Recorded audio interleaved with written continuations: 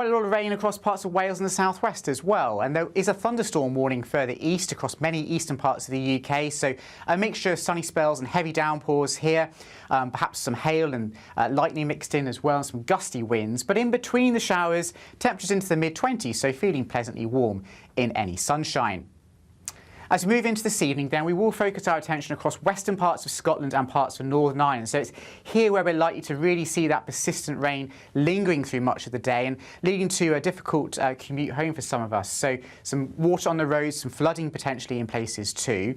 Further east, it's where we've got the brightest skies and some sunshine, but also some heavy downpours as well, some hail and thunder mixed in. Generally cloudy and more showery across the southwest of the UK, but still some heavy downpours possible here too. Now, as we move through into this evening and overnight, generally speaking, in the east the showers will tend to fade away and there will be some clear spells, but out towards the west we see some longer spells of rain courtesy of that weather front, and that's going to be pushing their way further eastwards as we go through the early hours. Temperatures, though, holding up in the mid-teens Celsius, so a fairly warm night for many of us. So some early morning sunshine for some favoured eastern areas, particularly East Anglia on Tuesday morning, but for most of us it's going to be a fairly cloudy day. Not as unsettled as it has been of late, but nonetheless there will be some showers around, some longer spells of rain for western Scotland and northwest England, but the showers are not as intense as they have been of late, and some southern and eastern areas will stay generally dry, albeit fairly cloudy, and in any brightness it should feel pretty warm with temperatures into the mid-20s. There will be a light breeze in the morning, leading to a warm front. Boxed heat pumps, sponsors of weather on GB News.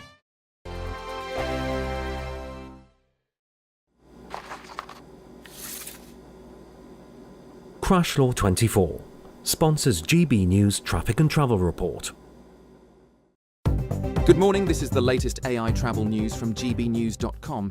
Major road closures and disruptions have been reported this morning. The A702 southbound is closed between Hilland and Easter Howgate, causing delays. In Wales, the M4 westbound is shut between junctions 47 and 48, with diversions. Norfolk's A47 eastbound faces 20-minute delays. In South Gloucestershire, a collision on the M5 southbound between junctions 14 and 15 has caused an hour delay. In Kent, a collision on the A2 westbound has led to a lane closure with a 15-minute hold-up. And on the trains, passengers face major disruptions at London Waterloo on South Western Railway. For more travel news, go to gbnews.com. Crash Law 24 sponsors GB News Traffic and Travel Report. This is GB News, Britain's news channel. It's completely unacceptable to have a biological man in a female-only changing room. And from my personal point of view, I was abused as a child, and having a man in our changing room is a particular trigger for me. And the trust just did nothing about it, so we had to take things further. So you complained to the trust about this. You and your colleagues got together, and they just ignored you. They didn't really care about it. Not a bit. They didn't care at all. We wrote a letter of concern. 26 of us signed it.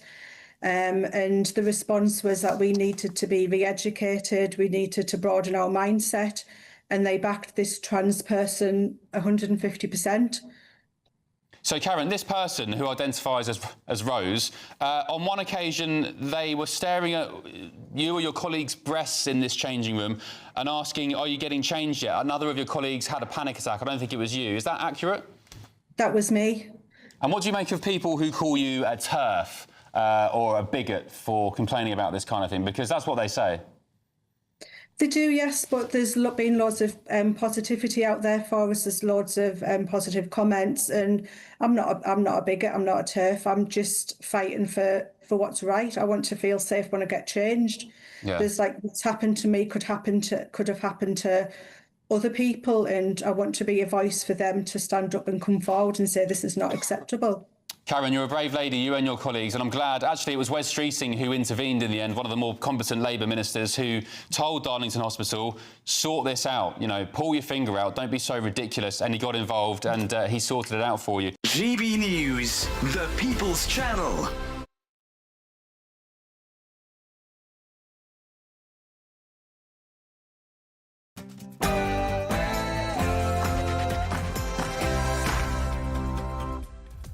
It's 9:30 on Monday, the 21st of July, live across the United Kingdom. This is Britain's Newsroom with Charlie Peters and Dawn Newsome. Yeah, a packed show coming up for you. We'll find out why Labour risk losing over 1 million votes to reform over their plans to define Islamophobia.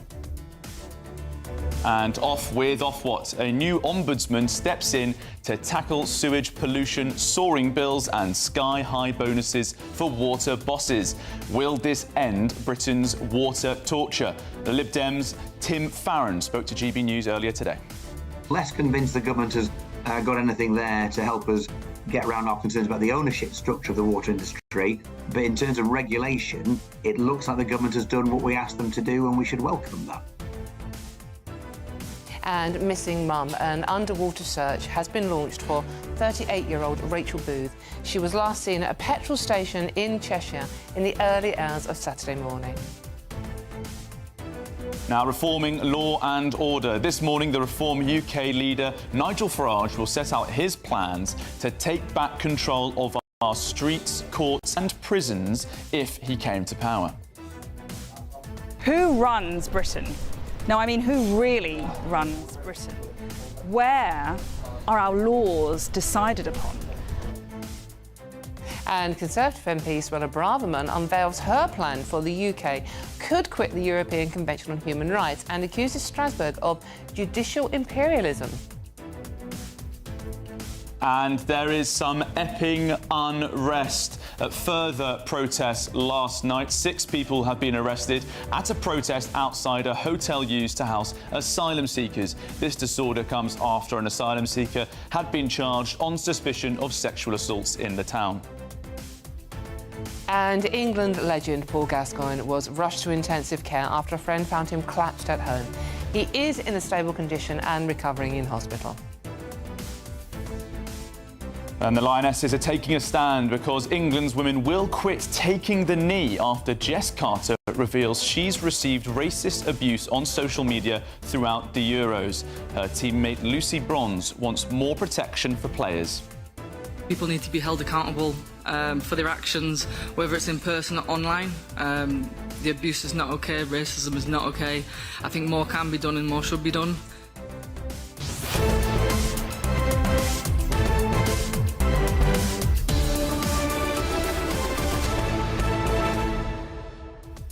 So good morning, welcome to Britain's Newsroom. As the sharp-eyed will have spotted, we are not Bev and Andrew. We are identifying for a couple of days. They're off, well, one's on holiday and the other one's working. Bev's off to America to set up GB News operation in America. She will do a cracking job. So we are here to keep you company this morning, and we have a packed show. We've got lots of live events coming up, haven't we, Charlie? Yes, it's a big show this morning. Dawn, Steve Reid, Nigel Farage, both giving press conferences on their respective parties' plans. And also, you just heard about Suella Braverman's proposals for the ECHR. That's coming out at 10 a.m. None of us know what she's going to say. No, but there's not a hint of that, is there? Of what Very she's strange. doing. She put a little clip out of the weekend. It's very, very intriguing. Polished clip as well. It was very good, actually. Yeah, it was very good. And also, obviously, we'll be covering the mysterious story of the mum who has gone missing at 3 o'clock in the morning in her gym gear after buying milk and wine. Very intriguing story. But this show is obviously all about you. It's a miserable Monday morning, so thanks for your company. So why don't you join in? Your comments on everything we're talking about today, or what you want to talk about. Simple to get involved, gbnews.com/your say. But first, here is your 60-second news update with Aaron Armstrong.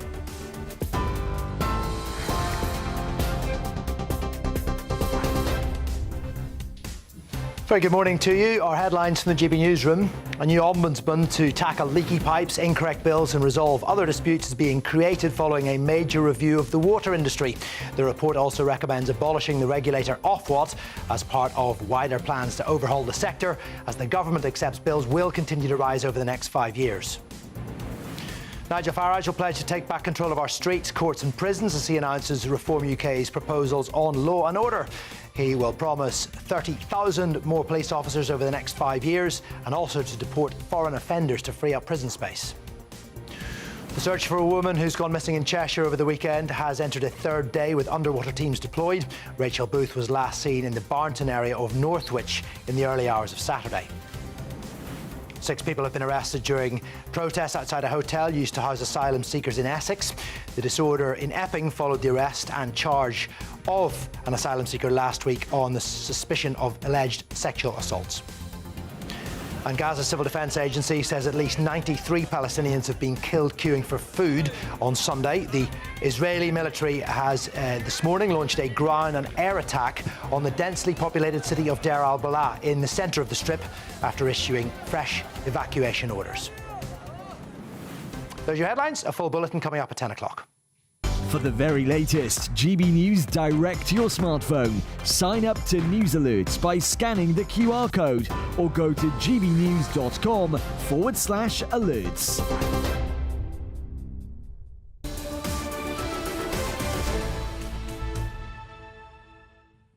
Thank you very much, Aaron. Now, a new poll from JL Partners has found that Deputy Labour leader Angela Rayner's proposal for an official definition of Islamophobia would hand reform a 100-seat majority at the expense of Labour.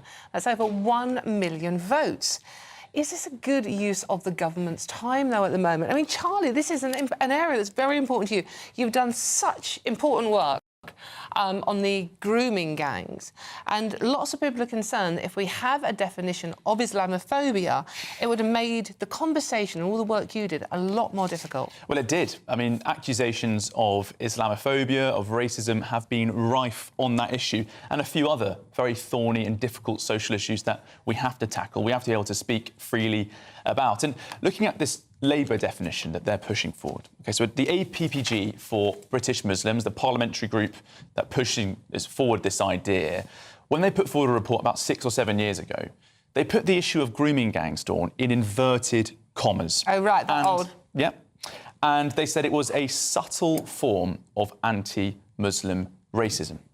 Now, I think that was very dangerous language indeed. I think it added even more risk for people who wanted to speak up about this. And there's been a long history now, hasn't there, Dawn? Anne Cryer, the Labour MP, was concerned about this in the 2000s. She was derided as a racist. Andrew Norfolk, the legendary reporter at the Times, he faced consistent accusations of Islamophobia. Sarah Champion, the MP for Rotherham, she also... I mean, her life was basically put at risk due to the amount of abuse she was receiving, quite frankly. And then here at GB News, we have been under fire relentlessly for putting this issue, and let's be frank, back on the map, actually, making this a national conversation once again.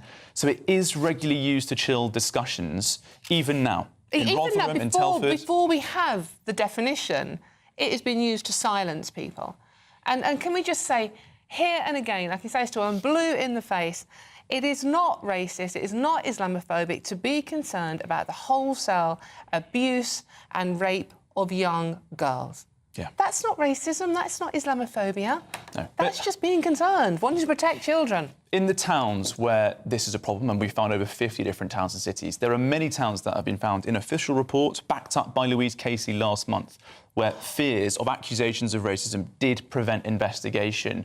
I'm highly confident that that is still going on, and I do think that this Islamophobia definition, if it was brought in the way it's already been concocted, then it would add to that ammunition being used by people who would like to chill those discussions, make it harder for you, frankly, our audience, our viewers and listeners who want to engage with this story. Because we have heard from many people, haven't we, Dawn, over the years, wanting to talk about this, but telling us, I'm very nervous. Victims and their families wanting to speak up, but fearing that they'll be derided as hateful people. We're talking about child abuse. We are talking about child abuse, and there is no getting away from that fact. The thing is here, it's been held behind closed doors, so you can't contribute to it.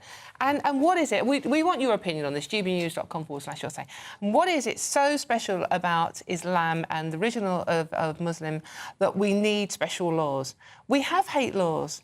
We have racism laws. Why do we need an additional layer? We certainly don't need blasphemy laws, do we? Well, that is the one thing. Yes, absolutely. Just to talk to that teacher in Batley in Yorkshire who's still in hiding 3 years after giving an RE lesson. Well, please do get in touch with us, as Dawn said, gbnews.com/your say.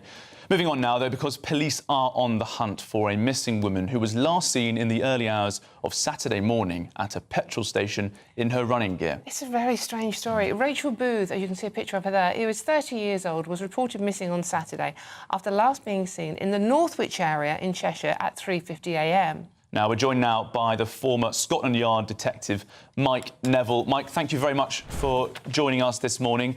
38-year-old woman going missing in the middle of the night. This is a very curious case. It's a very curious case. I was in charge of the missing persons unit in Lambeth, and of course most people return very quickly, but you do get these very, very worrying cases, and this has been declared a high-risk misper very, very quickly by Cheshire Police. The fact, the timings that she went missing, the rather strange things she bought at 3:20. And then we've got this extensive search of this water sports park, which seems to indicate the police have some information about that. And to give you an idea of the search that they have to do there, the water's only about 6 foot deep, but the lake is the size of about 3 football pitches. So it's a very big search area for these officers who have to comb through dark water to search for somebody. I just feel great sorrow for the family, and I just hope that Rachel is found alive and well. Mike, I'm getting horrific flashbacks to the Nicola Bulley story, where we were given so little information about what happened that everything was flooded with conspiracy theories. There were all sorts of, certainly for the family, incredibly upsetting speculation online. The police have to be very careful that that doesn't happen again, don't they?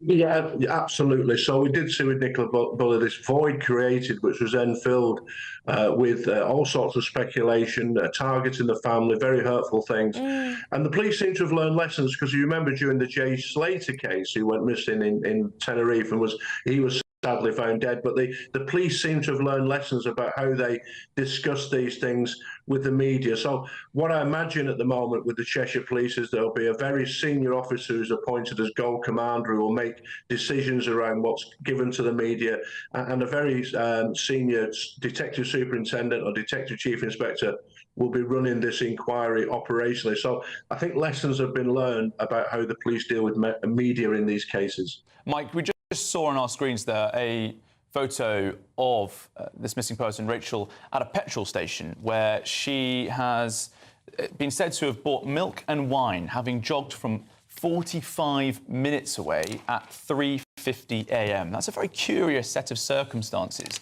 What sort of lines of inquiry will the police be following with that in mind? Well, of course, they'll be searching all manner of CCTV. They'll be asking people for things like dash cams off their cars. And then they'll also be looking at personal devices. They hold all sorts of details in this day and age. They'll be speaking to the family and close friends, and they'll be scouring for any clue as to what she may have done for herself. Some of it may be just pretty basic police searching of woods and fields. They'll also be looking, has there been an attack on any women in that area, any known sex offenders? So all these circumstances will be taken into account, as I say, by a very senior operational detective who will be running a number of teams, including the intelligence team, looking into what could have happened and then directing resources accordingly. Yeah, and obviously, I mean, Rachel has 3 little boys, aged 13, 10 and 6, and they will be missing their mum horribly, so a time of huge uncertainty for the entire family. It's absolutely dreadful, and I do wish that the family well, and we can all hope, can't we, that there is some positive outcomes. We've seen missing person cases where it's seemingly hope is lost. If you remember the young girl, Chloe, who went missing in Australia, and usually somebody goes missing for a child for 24 hours, and she was found after 17 days. So there's always hope, I believe, and let's all pray for the family, and let's hope that, and let's wish our best wishes to Cheshire Police, who I'm sure are doing an excellent job in trying to find her right now.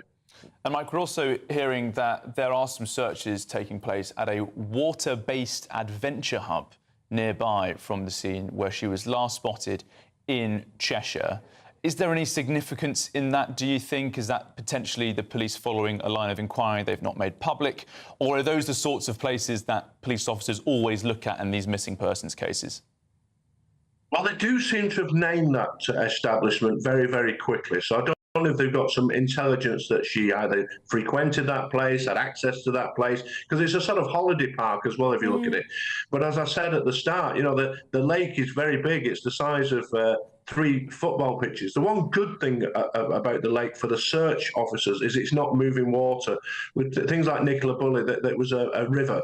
And if there's a fireman went missing, Anthony Knotts, rather sadly, in Christmas 2020, and these people were not found.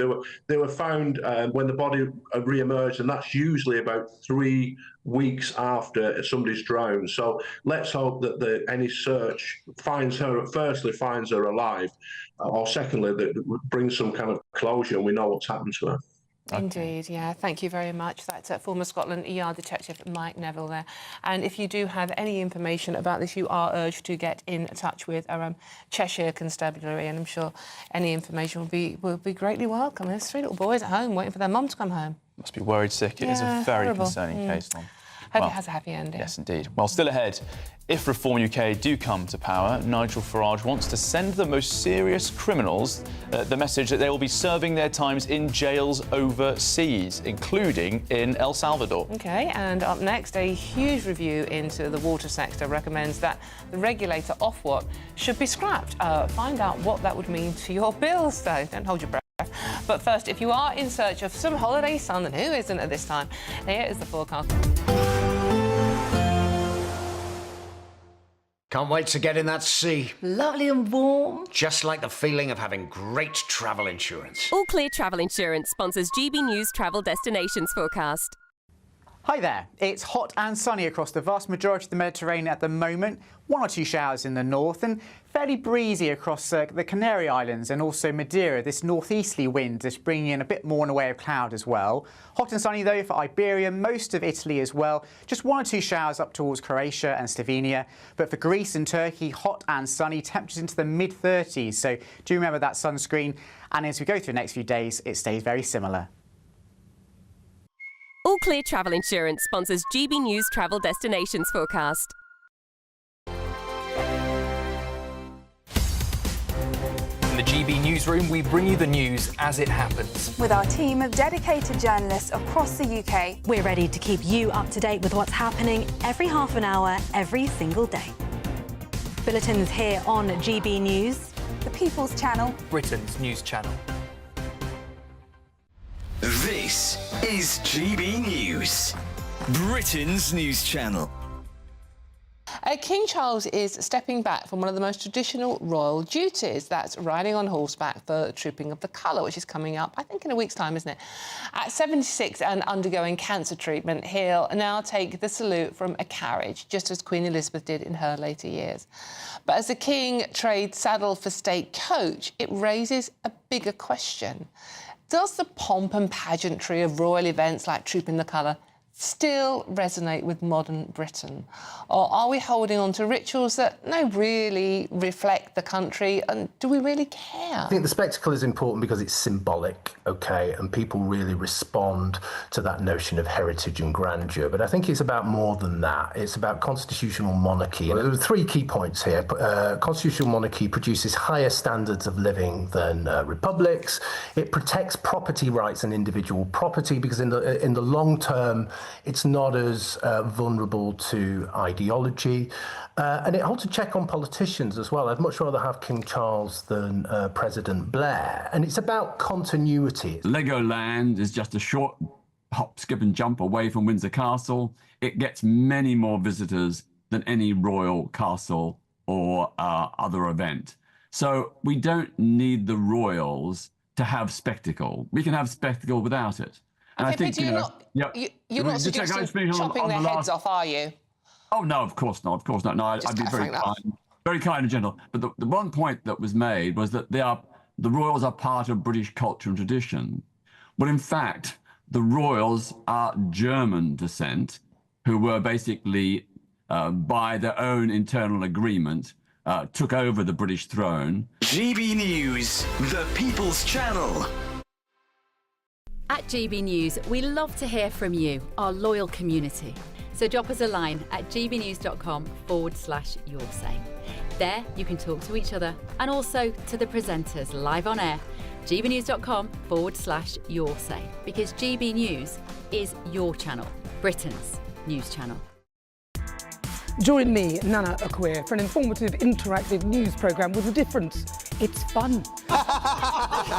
No, he didn't say that, Dave. I'm so surprised. I think there's an element of truth to that. Join me from 3 p.m. every weekend, only on GB News, Britain's news channel.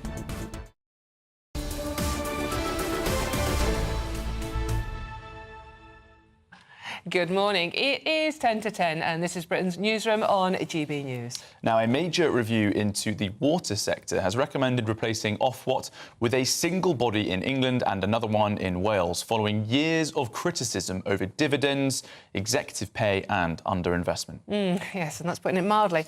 A new ombudsman with legal powers will be created to tackle leaky pipes, incorrect bills and any other issues you may have. Now, Sir John Cunliffe, who chaired the report, has said that bills are likely to rise by 30% over the next 5 years. Yay! Amy Slack is the head of campaigns at River Action and is joining us now to talk about this. Amy, good to see you. Thank you so much for joining us. OK, Ofwat, I think everyone agrees, has been a waste of space. But we're going to have a new Quango coming in. Do you have any confidence that things are going to get any better? Well, good morning. Thanks for having me on. Look, you know, Ofwat is part of a broken water industry, isn't it? 3.6 million hours of sewage discharged last year. And just last week, we heard that serious pollution incidents were up 60%. And Ofwat has had a real role to play in that. It's clearly broken and not fit for purpose. But what we need to see now is any new model of regulation needs to be free of industry influence.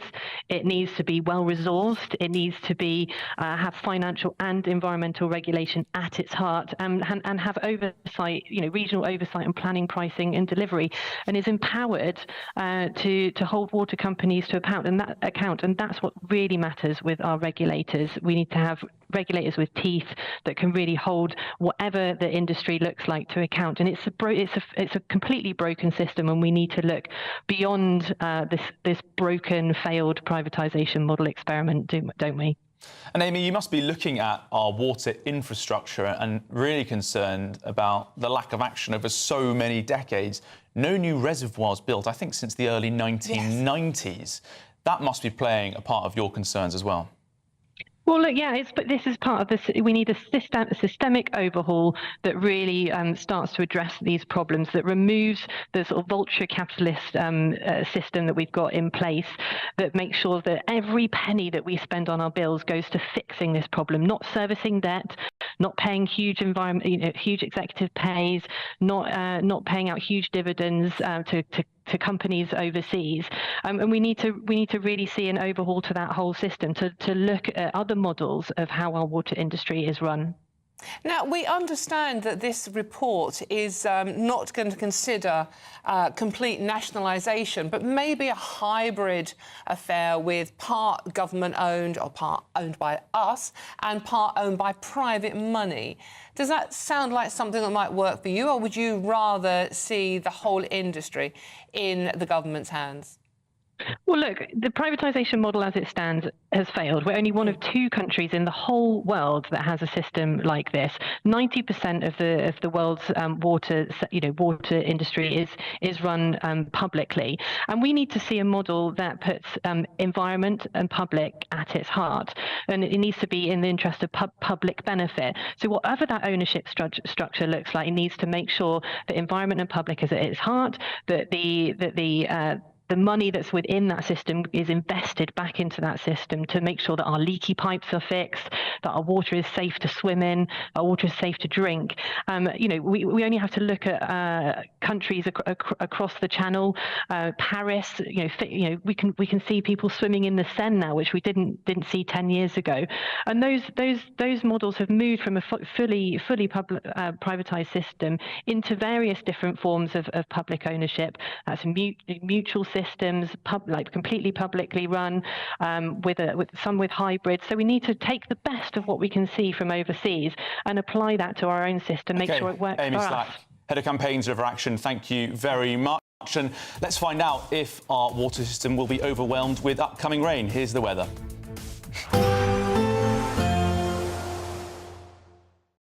Expect a warm front, moving from the kitchen right through to the rest of the house. Boxed Boilers, sponsors of weather on GB News. Good morning and welcome to your latest GB News weather forecast from the Met Office. Monday's going to be another day of heavy downpours, and for some of us, particularly in Northern Ireland, a very wet day is possible with some more persistent spells of heavy rain. And we do have a weather warning in place through much of today across eastern parts of Northern Ireland, with this slow-moving band of rain not moving anywhere too quickly. Quite a lot of rain across parts of Wales and the southwest as well, and there is a thunderstorm warning further east across many eastern parts of the UK, so a mixture of sunny spells and heavy downpours here, perhaps some hail and lightning mixed in as well, and some gusty winds. But in between the showers, temperatures into the mid-20s, so feeling pleasantly warm in any sunshine. As we move into this evening, then, we will focus our attention across western parts of Scotland and parts of Northern Ireland. So it's here where we're likely to really see that persistent rain lingering through much of the day and leading to a difficult commute home for some of us. So some water on the roads, some flooding potentially in places too. Further east, it's where we've got the brightest skies and some sunshine, but also some heavy downpours as well, some hail and thunder mixed in. Generally cloudy and more showery across the southwest of the UK, but still some heavy downpours possible here too. Now, as we move through into this evening and overnight, generally speaking, in the east the showers will tend to fade away and there will be some clear spells. But out towards the west, we see some longer spells of rain, courtesy of that weather front, and that's going to be pushing their way further eastwards as we go through the early hours. Temperatures, though, holding up in the mid-teens Celsius, so a fairly warm night for many of us. So some early morning sunshine for some favoured eastern areas, particularly East Anglia on Tuesday morning, but for most of us it's going to be a fairly cloudy day. Not as unsettled as it has been of late, but nonetheless there will be some showers around, some longer spells of rain for western Scotland and northwest England, but the showers are not as intense as they have been of late, and some southern and eastern areas will stay generally dry, albeit fairly cloudy, and in any brightness it should feel pretty warm with temperatures into the mid-20s. A positive outlook through the night will power through to a bright day ahead. Boxed Home Battery Storage, sponsors of weather on GB News.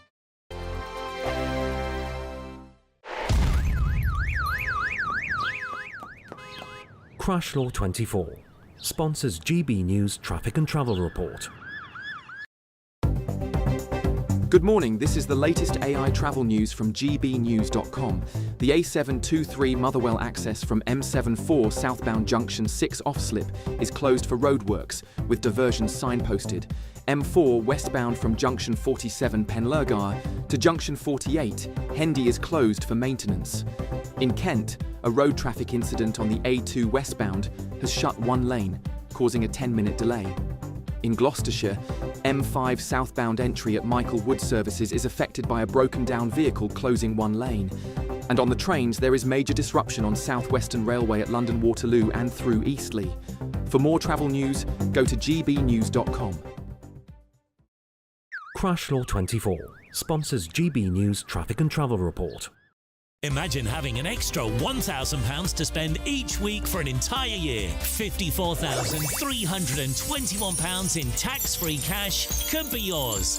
Cash to spend however you like. £54,321 in cash could be landing in your bank account this year. For another chance to win £54,321 cash, text cash to 63225. One entry costs £2.50 plus one standard network rate message, or text bonus to 63225. 5 entries cost £5 plus one standard network rate message. Go to gbnews.com/win. Entries start at £2.50. Call 0903 686 3232. Calls cost £2.50 plus your network access charge. Or post your name and number to GB14 PO Box 8690 Derby DE1 9TT. UK only. Entrance must be 18 or over. Lines close at 4 p.m. on the 1st of August. Please check the closing time if listening or watching on demand. You've read the headlines, you've heard what those in power have to say. How about now we actually get to the truth? They would pay attention. We go beyond the political theatre and tell you what's really going on behind the scenes. For a massive council tax hike, one of the biggest in the UK. Others follow their lines, but we go off script. You sound like a broken record, you say that week after week. Cutting through the narratives and giving you unique perspectives. That's Ben Leo tonight, Saturdays and Sundays from 9 p.m. on GB News, Britain's news channel. Westminster's full of talk, but out here, it's the real world. Am I allowed to talk then? No, that's it. This is where it matters, real people and real lives. That's what politics is all about. In fact, has Trump made a good start? No. Straight answers, no spin, and just a couple of pints. How many fingers have I got up? About 10. So join me for Lionesses Real World every Friday at 7 p.m. only on GB News. The People's Channel, Britain's news channel.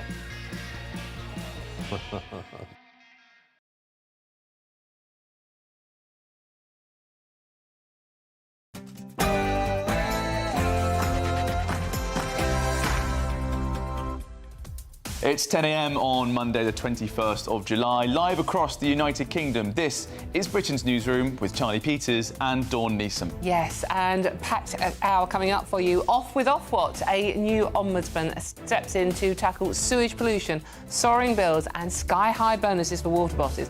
We'll hear from the Environment Secretary very soon. But first, hear Liberal Democrat Tim Farron, who spoke to GB News earlier.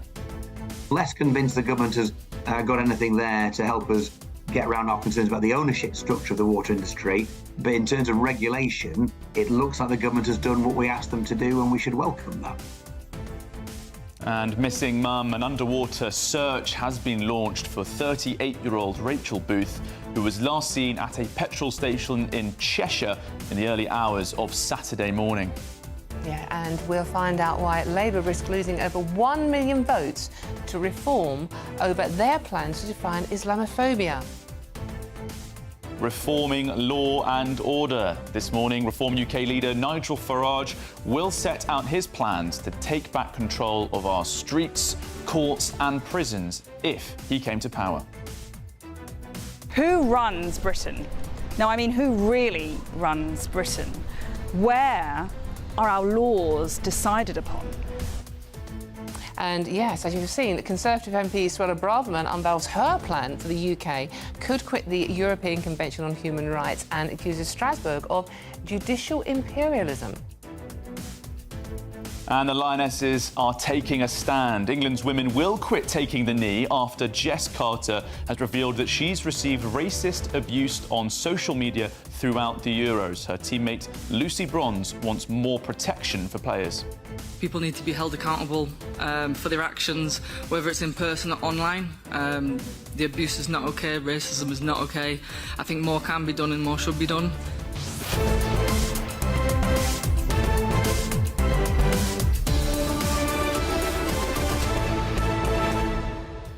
I have to say, I'm so relieved they're not taking a knee anymore, Dawn. Well, I kind of...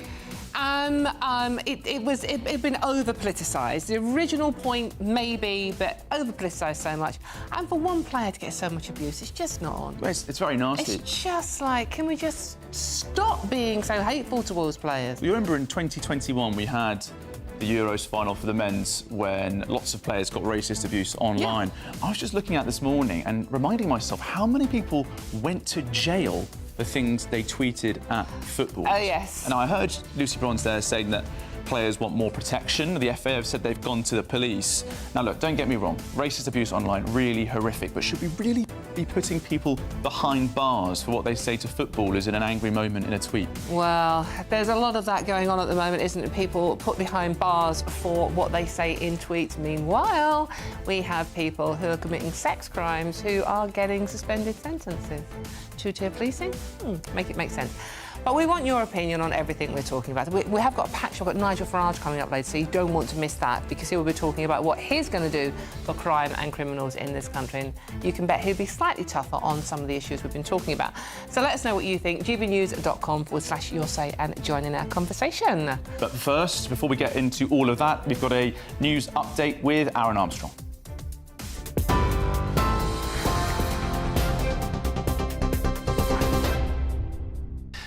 Very good morning to you. Let's get you up to date with all the headlines here on GB News. We do start with that, a review into the water sector. A major review has recommended scrapping Ofwat and replacing it with one body for England and another for Wales. The report was commissioned by the government following years of sewage spills, soaring bills and underinvestment. The Independent Water Commission has also recommended a new ombudsman to have legal powers to deal with leaky pipes and incorrect bills. Sir John Cunliffe, who chaired the report, indicated bills are likely to increase by 30% over the next 5 years. The Shadow Environment Minister, Robbie Moore, says people have had enough. Every bill payer, what every water user wants to see is a level of serviceability that is being provided by a water company at a good level, as well as making sure that water quality is improved and being reassured that there is a level of investment that is being put there. Nigel Farage has promised to cut crime by half should Reform UK get into power. He will set out his party's proposals on law and order, including far greater use of stop and search and targeted curfews for under 18s in crime-ridden areas. Under Reform's plans, foreign offenders will be deported to open up new prison places, while some 30,000 new police officers will be recruited. The government says it's a series of underfunded promises. The Tories say Reform haven't the faintest idea how to deliver on that tough talk.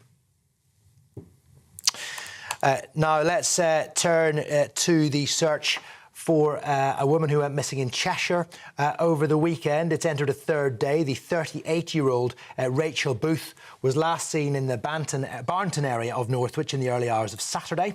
She walked into a petrol station 5 miles from her home at 3:50 a.m. where she bought milk and wine. An underwater search has been launched in a lake near a popular beauty spot, with police saying they are becoming increasingly concerned for her well-being.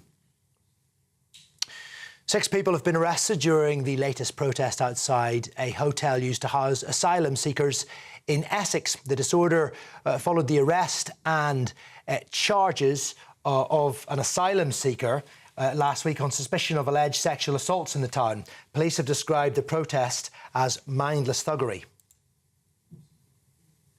Let's turn to Gaza, where the Civil Defence Agency there says at least 93 Palestinians have been killed queuing for food on Sunday. At least 80 people, it's understood, were killed waiting for UN food trucks in the north of the Strip.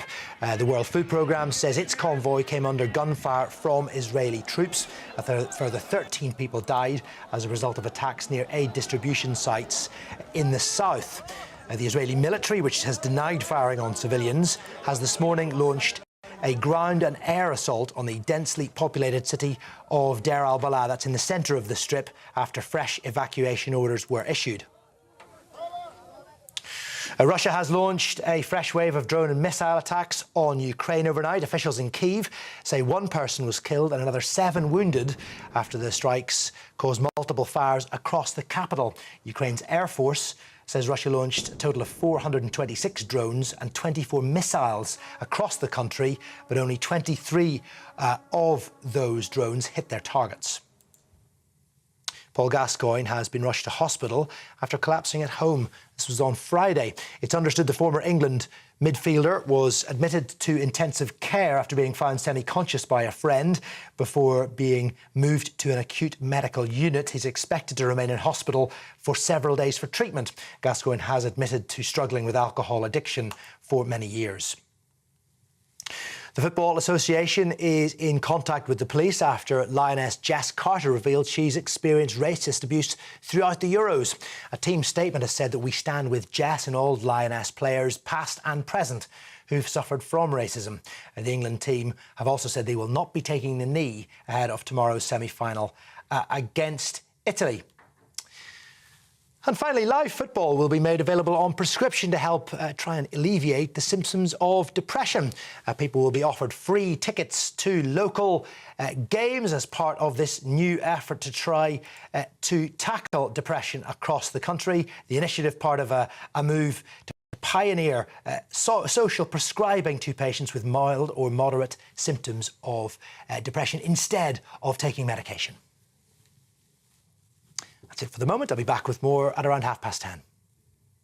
For the very latest GB News direct to your smartphone, sign up to News Alerts by scanning the QR code or go to gbnews.com/alerts.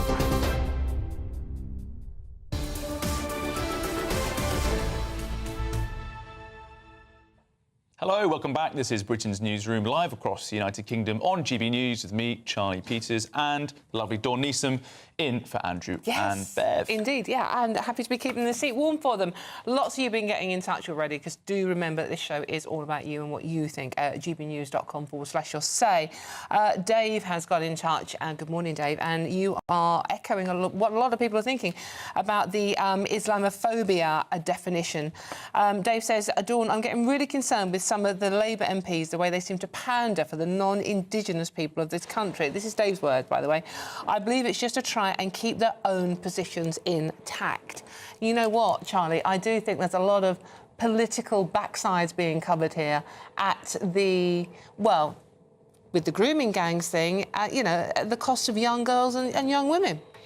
Well, they're certainly very nervous about losing more votes to Muslim voters, but I'm unsure if making special protections for Islam is the way to bring them back in. A lot of polling shows that, you know, Muslim voters, like other voters, have the same concerns and fears as everyone else in the UK. So to seek out special issues for them, I think is a total misstep, perhaps, from Labour. And it shows that perhaps they don't really understand that Not portion of the listening to election. people, are they? That's the problem. A lot of you are also getting in touch about the Lionesses and taking the knee. And Robert says it's about time the women stop taking the knee. It should be across the board in all sports now. It is too political, as the comment I was making earlier on. And Anne-Marie, now, this is slightly a side issue, but I agree with you, Anne-Marie. Anne-Marie says, the Lionesses are hypocrites. Where was their stance for men in women's sports? The silence there was deafening. A lot of women will agree with that, the whole transgender issue. The Lionesses were quiet on that. I suspect they had their own strong views, but they weren't allowed to speak out. That happens a lot these days. The FA pushed that very hard, didn't they? Yes, indeed. Another you'll say here, Dawn, from Rich in France, one of our many French viewers, saying, Dawn and Charlie, there are many leaks in pipes here in France on the Ofwat issue that we're talking about this morning. The pipes have reached their 50-year life expectancy. It's not better elsewhere. The problems are the same. Sadly, he says, politicians are of such poor quality, their research is poor. I think we've heard a lot, haven't we, already, about comparisons between the continent. The Thames is cleaner than the Seine, so... Yes, no, absolutely. I mean, but it's just, you know what, it's just the huge bonuses being given to water bosses. I mean, one of them, I think it's Southern Water. It's like, with the bonuses and everything, £1 million. Meanwhile, you can't get your water because there's leaks all over the place. You can't use your hose pipe, and you've got sewage in your water. But hey, £1 million, you're doing very well. Congratulations. Right, let's move on now, because the Reform UK leader Nigel Farage is set to announce his party's new policy to get tough on crime. In a major speech in about an hour's time, so don't want to miss it, Farage will vow to take back control of our streets, courts and prisons, as he pledges to never allow early release for violent criminals and sex offenders. Now, he's proposing that the most serious criminals will be sent to El Salvador. Well, let's speak now to the former editor of Labour List, Peter Edwards.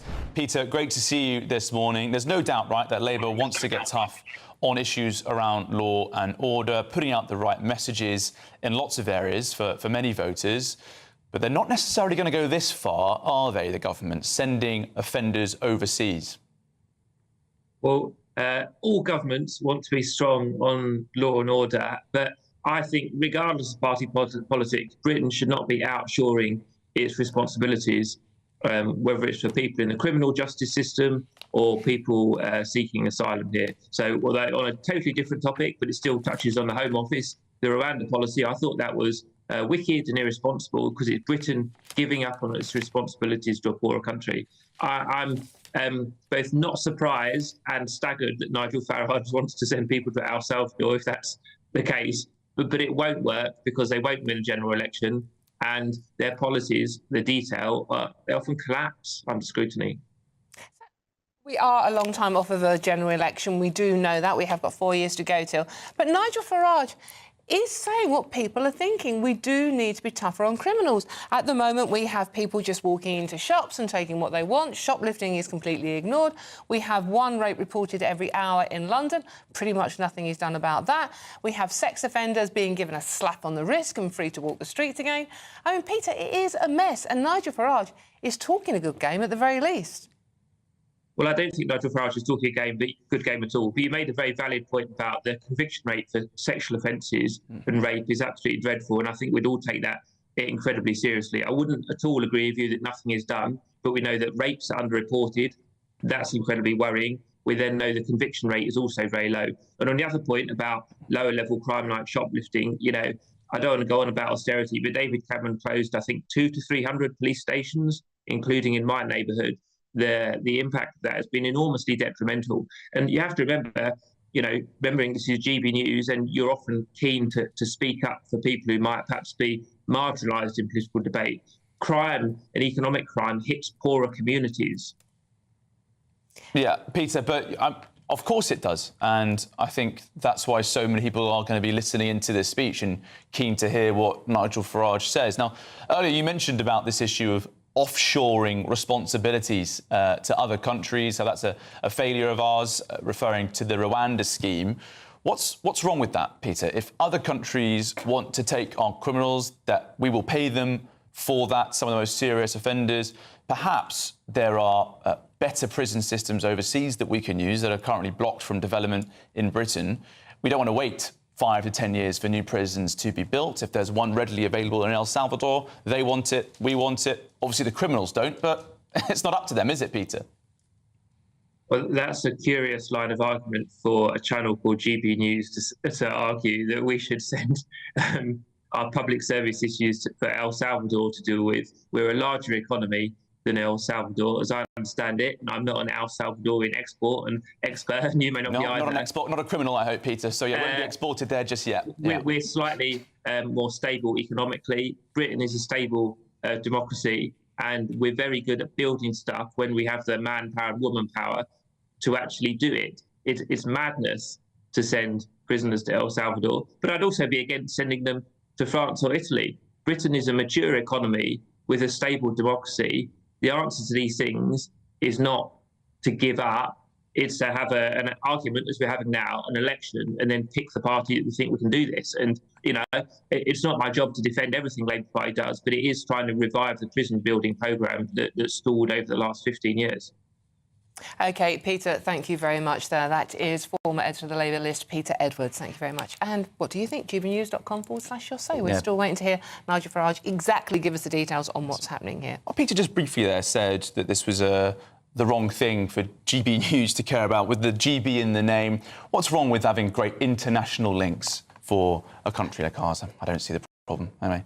Moving on now, because the Work and Pensions Secretary Liz Kendall is relaunching the Pensions Commission over growing fears. Retirees will be £800 poorer by 2050. And are not putting enough money aside while they are working. So we will keep across this story. You can see her talking live there now. And obviously many of you watching this morning are going to be in that age bracket where, you are worried about your pensions. We know fiscal drag is pushing more of you into paying tax on your pensions, even if it's a basic rate pensions. And many of you have been responsible when you were younger and have been putting aside money for your pensions. Yeah. So, this is an important message that you should save for your pensions. But, as we know, there is a cost of living crisis and people maybe can't afford to do it. And, Dawn, we are hearing that there are some concerns that the pension age, state pension age, could be raised to 69 as a consequence of the cost of this triple lock. A lot of people saying that it's an example of intergenerational unfairness, but many others, as you say, Dawn, they've paid into it their whole life. Those were the rules when they were giving in. Why should it change now? You know what, Charlie? This always becomes now around an intergenerational divisive debate, isn't it? The younger going, well, you lot had it easier, and older people are going, really? You should have seen what we had to go through when we were younger. Everyone's feeling the pinch, and the amount of times I get told as a person of a certain age that, oh, it's all right, you could afford to buy your own home. It really wasn't that simple back in the day, and most working class people didn't buy their own homes, by the way. They lived in what we call now social accommodation. Yes. Well, let's see what Liz Kendall says. We'll get updates on that later if there are any key lines. But if you do want to top up your pension, there's just 2 weeks remaining to get involved in our Great British Giveaway. Your chance to win an incredible £54,321. It's tax-free cash. Here are all the details you need to be in it to win it. There's just 2 weeks left to see how you can win our biggest cash prize so far. £54,321 in tax-free cash is up for grabs in our summer Great British Giveaway. Cash to spend on anything you like. All of that cash cash could send you on a holiday, boost your savings, or just send some of those day-to-day financial stresses packing. Lines close on the 1st of August, so make sure you don't miss out. For another chance to win, text cash to 63225. One entry costs £2.50 plus one standard network rate message, or text bonus to 63225. 5 entries cost £5 plus one standard network rate message. Go to gbnews.com/win. Entries start at £2.50. Call 0903 686 3232. Calls cost £2.50 plus your network access charge, or post your name and number to GB14 PO Box 8690 Derby DE1 9TT. UK only. Entrance must be 18 or over. Lines close at 4 p.m. on the 1st of August. Please check the closing time if listening or watching on demand. Good luck. Yeah, good luck indeed, especially if you're a pensioner, by the way. Go for it. OK, still ahead, Environment Secretary Steve Reed is going to react to this major review into the water sector, as some are calling for him to resign. That's off to a flying start. This is Britain's Newsroom on GB News. Don't go too far. We'll see you soon.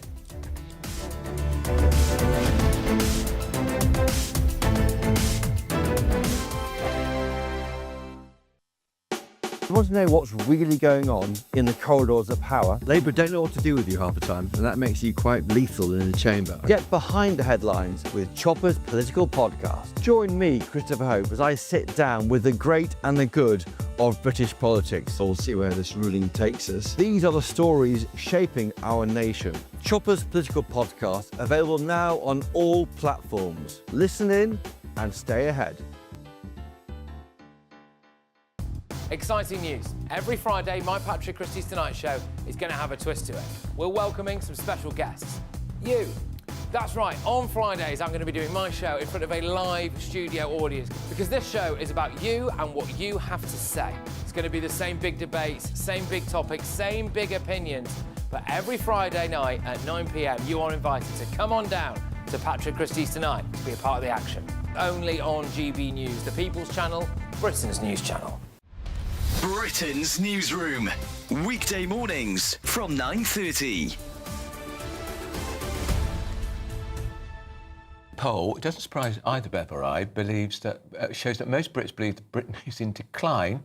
76% of us, though, did surprise. We fear political unrest and even violence.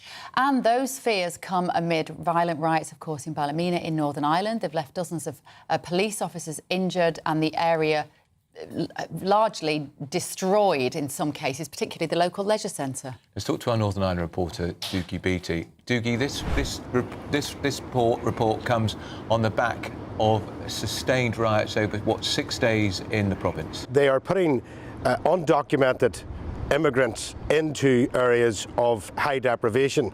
There is a group here called Mears. 85% of their properties are in socially deprived areas, and those areas are now kicking back, because in amongst those areas you have pensioners and so forth that have bought their houses back in the 80s. I spoke to a couple of them that were having to be moved out by their grandchildren. We know that people are not happy with.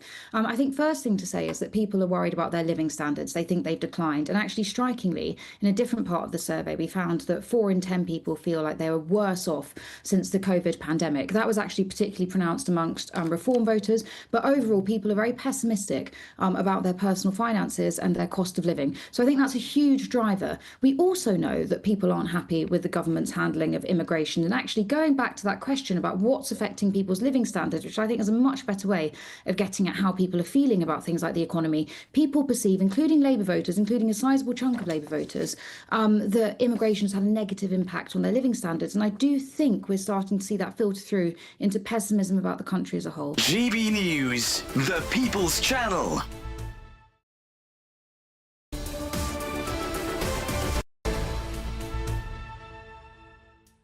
Hello, good morning. It is 10:23 and this is Britain's Newsroom with Charlie and Dawn. Now, joined by the former Labour advisor Matthew Torbett and political commentator Aman Bagal in the studio for our paper review. Good to see you both, gents. Good to see you both. Can I just clear one thing up, right? Because people are... I know this is a really, really important point, right? Why are you both wearing black? Are you going to a funeral?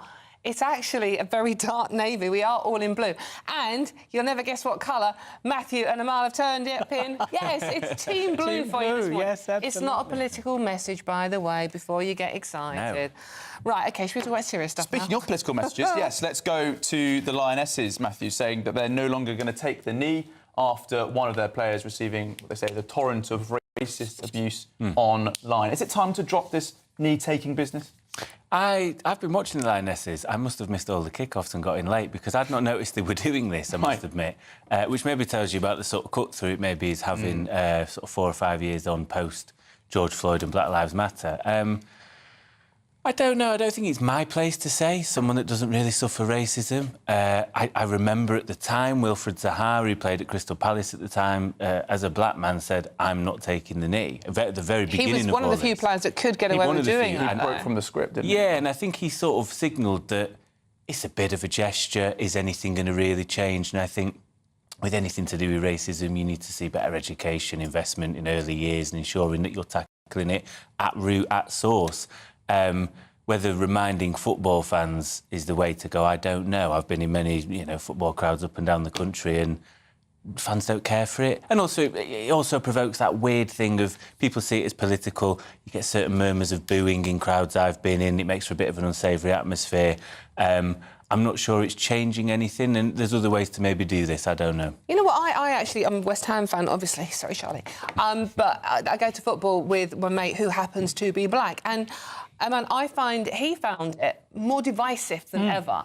The fact that they were making a big issue about black and skin colour and everything like that. And he almost looked down at himself and said, oh, my God, I'm black. And now suddenly everyone's looking at me thinking I support the taking of the knee thing. He was just there for a pint to watch the football. Well, indeed. I mean, I quite agree with Matthew that, look, the whole thing is quite pointless, to be honest. This is DEI on steroids that has gone mad in terms of taking the knee for what?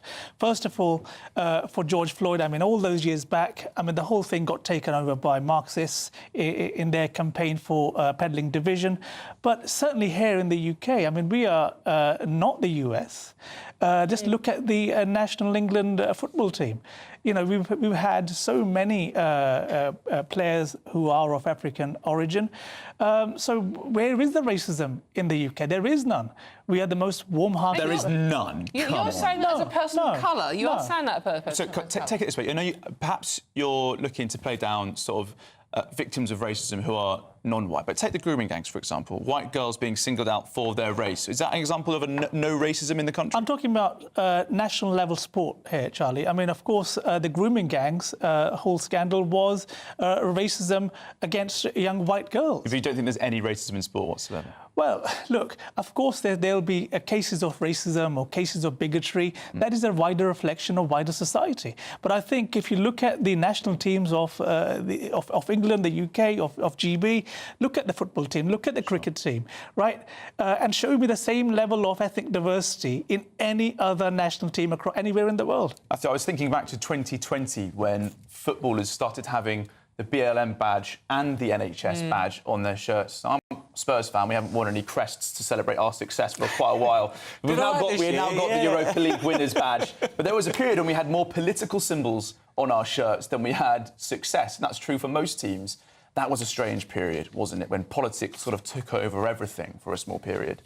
COVID was a weird time. Very strange. I mean, we had literally the advisors to the government with regards to health discussing whether a Scotch egg was a satisfactory meal. That's how weird things got.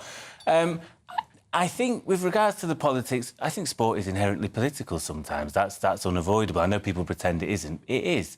And I think with things like this, I felt at the very first time players took the knee, I think was Aston Villa played somebody at home. We were all locked down, all the rest of it.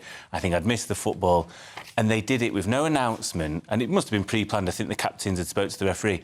That felt like a real moment. And I think if that was the one, it was similar to sort of maybe the Black Power fist at the Olympics all them years ago, or the gentleman in the 30s that refused to do the Nazi salute and stuff like that.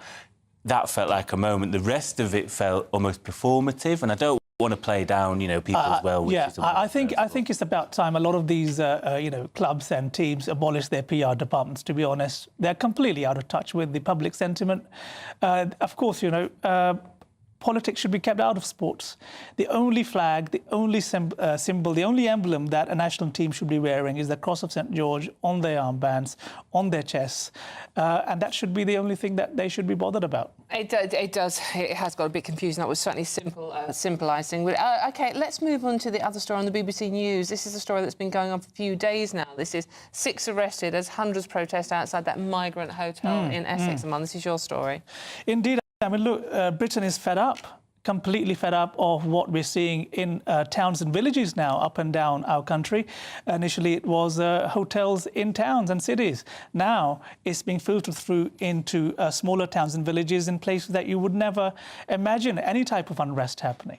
But it just goes to show that the average man and woman out there on the street is now really fearful as to, well, who are these people, these unvetted foreign illegal migrants who are being crossed over the channel with the help of the French. And they have had enough. And I think Epping is a real sort of bellwether indicator of where the national sentiment is regarding this huge scam costing the taxpayer £10 million a day. But more than that, it's the lack of security and safety that the state, the establishment, the police is able to guarantee our young women and girls in many of the places that these people are being moved into. What do you make of this story, Matthew? It's unsavoury from all sides. I think, you know, listen, I'm as fed up as anybody else. I don't like a lot of what's going on in a broader sense of the country. I think the government is really... I've said many times to people in Labour, and I don't think they quite get it, unless you get a grip of this in a sort of nice liberal way, but ensure that you're taking action, i.e. ensuring there are no crossings because you've got offshore processing or whatever else, then you better believe Reform are going to win the next election and do it in a way that you will not like whatsoever. I do think, however, you can't be going smashing the gaff up. It's not the way change happens. It's not the way things Matthew, happen. What I found interesting watching footage from Epping over the last few days, and the police have said last night that this has descended into mindless thuggery. But a lot of the footage I've seen and the interviews I've seen in Epping, these are very thoughtful local people concerned about the situation. Don't get me wrong, you have had 6 arrests. Some people are going far too far. We're seeing people wearing balaclavas, we're seeing people wearing masks and throwing bottles at the police. Totally unacceptable. Anyone who attacks the emergency services should face the law. But there are many, many more people at those protests who are expressing their concern, I think, felt right across the country, and that's got to be reflected as well. I think there's nothing wrong with going up and making a point, making a message. I think you could probably describe throwing bottles at the police, and I've only seen bits, so I can only comment so much, but, you know, beating people up who haven't done anything wrong, potentially, or whatever else, that is mindless thuggery. And I get it. Yeah. And if someone's winding you up, you can't get baited into it on either side, actually. You're going to get that always, unfortunately. Well, I think the bigger question here is we've seen footage of a lot of these migrant hotels where they have got private security, which is not interested in doing its basic job in terms of keeping these unvetted foreign men in check. These people have complete freedom to go in and out of those hotels, in many times go and harass... That's not why they're there. That's not why they're there. Why are they there? So they're there to protect the hotel and protect the migrants, unfortunately. They're there to protect the migrants. That's exactly my point. Yeah, because the problem is you will always get people, and you will get well-meaning people, as Charlie said, you will get people that want to go in and exacerbate the situation and wind people up. I've seen it in my own community. So what about winding up, and what about the safety of, you know, our indigenous population? That is not the point of a G4S officer on £10 an hour, unfortunately, Aman. That is a government issue, and I totally agree with you. Who's employing these people? The government is employing. Yes, the government. Yeah, exactly. Listen, we will So if they agree. can employ security to keep these migrants safe, what about the safety and security of the average man and woman? Do you want to see a G4S officer outside everybody's house in Epping? No, I want the police to be doing its basic job, which is protecting. But that's not the police. So again, you're moving it slightly. It's a G4S Who's officer. paying? No. Let's break this down. Who's paying for it all? Us? Yes, exactly. So whether it's a G4S officer protecting migrants in that hotel from unsavoury fringe elements, or it's a police officer trying to protect the average man and woman and girl on the street from many of the people who are unvetted and we don't know what they are, Who's paying for it all? It's us, the taxpayer. But your so we need original point answers. was that the primary purpose of the G4S officer was to do what? And that is to protect the hotel, essentially, and those within it. So I don't know where the police bit comes into it. We can agree we probably need more police, that the country maybe has its priorities in the wrong place, but your original point has no standing whatsoever. Well, on the contrary, each migrant housed in a hotel costs the average UK taxpayer £41,000 a year. That's more than enough to pay for a police officer. Let's move on to what Suella Braverman's putting forward today, a potential solution to some of what we're discussing now. She's unveiling her new legal blueprint for Britain to leave the ECHR. Matthew, obviously, a lot of discussion, a lot of political discussion has gone into our alignment with Strasbourg and also the Human Rights Act. Do you see now a legal solution being a possible way to get around the problems we've had with being unable to deport migrants overstaying their time here or committing crimes as well? Probably, but not this one. Right. I think the thing that Suella's... I had a look this morning. She claims there's no legal obligation to remain signed up to the agreement. Well, actually, the Good Friday Agreement explicitly says that is the case. And unfortunately, the ECHR is totally tied up with the other devolved agreements of Wales and Scotland. Well, you better believe they'll be kicking up a fuss about this. So I think it therefore falls at the first hurdle. The other problem I have with this is the ECHR, or the removal of it, the leaving of it, seems to be being sold by... We have to interrupt you now, Matthew. We are going to go... I believe we can join Steve Reid now, who is going to talk about this morning's water sector report. But stay with us and you can comment on what he's got to say. OK, let's have a listen, shall we? Sir John Cunliffe and his team for the huge amount of work that they have put in to reviewing the regulation of our water industry. He's produced an outstanding report that I will respond to in more detail in the House of Commons this afternoon, but I'd like to make some initial comments now.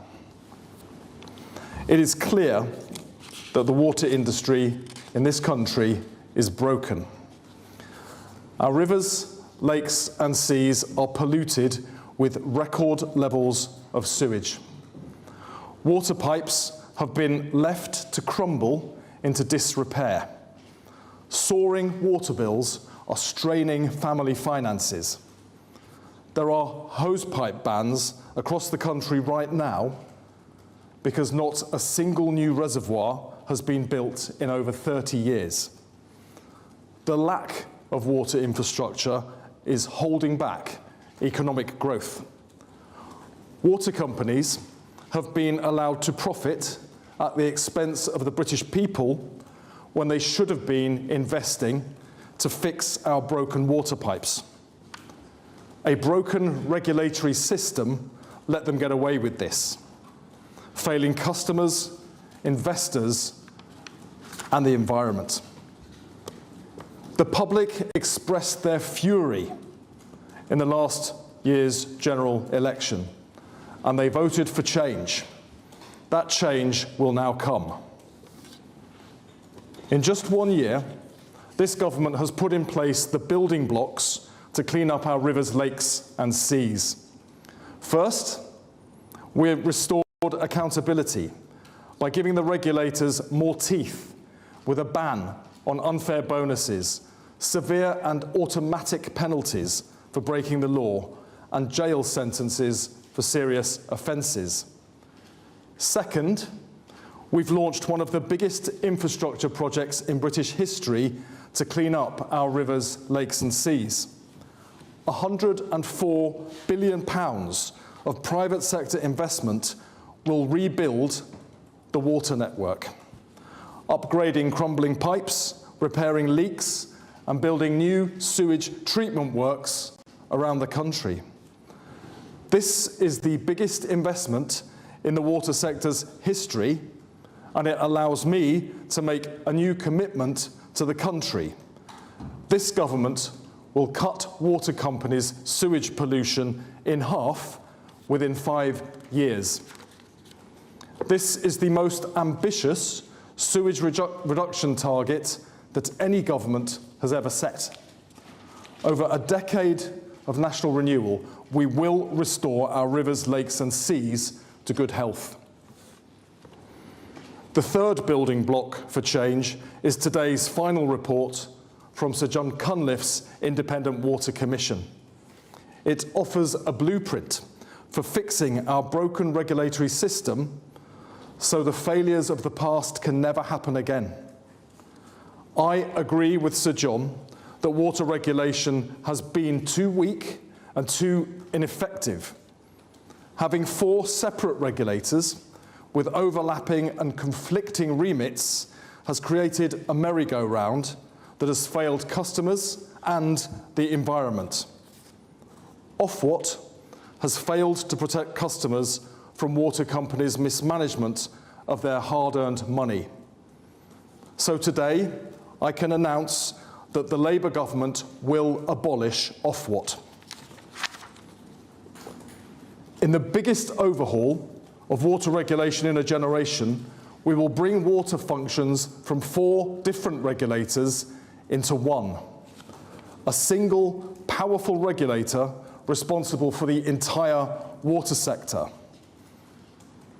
There are 4 further recommendations that the government can accept immediately, and I will outline those in Parliament this afternoon. The new regulator will stand firmly on the side of customers, investors, and the environment, and it will prevent the abuses of the past. For customers, it will oversee investment and maintenance, so hard-working British families are never again hit by the shocking bill hikes we saw last year, as customers were left to pay the price of 14 years of failure by the previous government. For investors, it will end the tangle of ineffective regulation and provide the clarity and direction required for a strong partnership between government, the sector and investors to attract billions of pounds of new funding. For the environment, it will cut all forms of pollution to clean up our rivers, lakes and seas for good. We will legislate to set up the new regulator, and I will provide more details of this in Parliament later today. Ofwat will remain in place during the transition to the new regulator, and I will ensure they provide the right leadership to oversee the current price review process and investment plan during that time. This Labour government was elected to clean up water pollution and stop unaffordable bill increases. We now have all the building blocks in place to make that happen. This is our chance to make sure our children and their children can create the same wonderful memories we remember from our own childhoods. Splashing about in the waves on a beach, rowing along a river without having to worry about toxic sewage pollution. Today marks the start of a water revolution.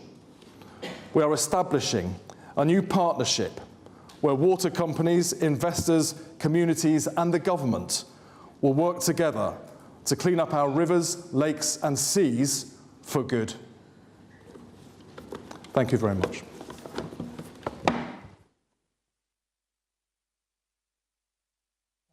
That was Steve Reed. You just heard there explaining his, what's going to happen to our water industry, basically. The main take from it is that Ofwat, the water regulator, is going to be scrapped with a new watchdog being brought in, which unites the 4 areas that Ofwat currently overlook now into one more governing body with teeth, evidently, quite what that means. It's going to cost us £104 billion. It's not going to be nationalised. It's going to be sort of a golden mix of the state owning stuff and also private investors.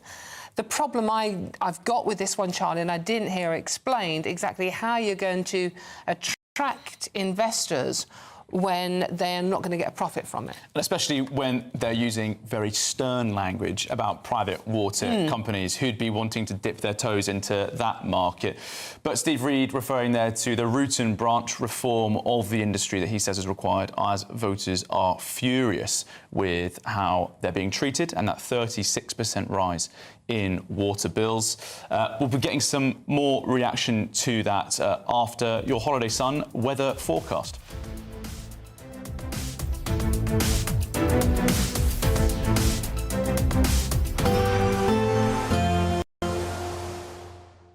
I forecast a perfect holiday in the sun. Weather looking good then? For sure, and no worries about our travel insurance. All Clear Travel Insurance sponsors GB News Travel Destinations Forecast. Hi there. It's hot and sunny across the vast majority of the Mediterranean at the moment. 1 or 2 showers in the north and fairly breezy across the Canary Islands and also Madeira. This northeasterly wind is bringing in a bit more in the way of cloud as well. Hot and sunny though for Iberia, most of Italy as well. Just 1 or 2 showers up towards Croatia and Slovenia. But for Greece and Turkey, hot and sunny, temperatures into the mid-30s. So do remember that sunscreen. And as we go through the next few days, it stays very similar.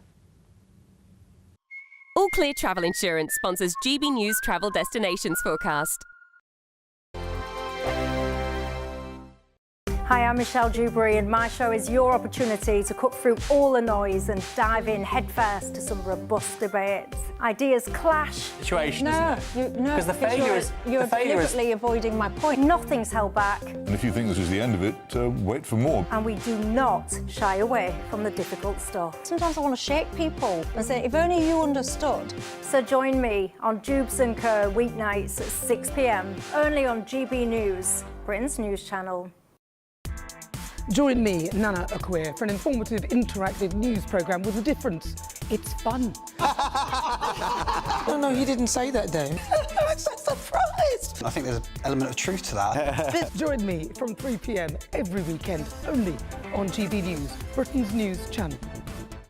Good Afternoon Britain isn't just about us. The wonderful thing about this programme is it's about everyone watching. It's an interactive programme. Well, there absolutely is something to see here, and we're going to be talking about it more. Whether it's breaking royal news, please bring us up to date, or indeed a particularly punchy speech in the House of Commons. Very, very curious. We bring it to you live, and then we bring you live reaction as well.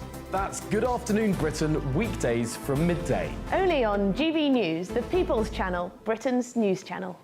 Britain was once the envy of the world. But look around. A nation that no longer knows what it is or where it's going. A country that's broken. How do we fix Britain?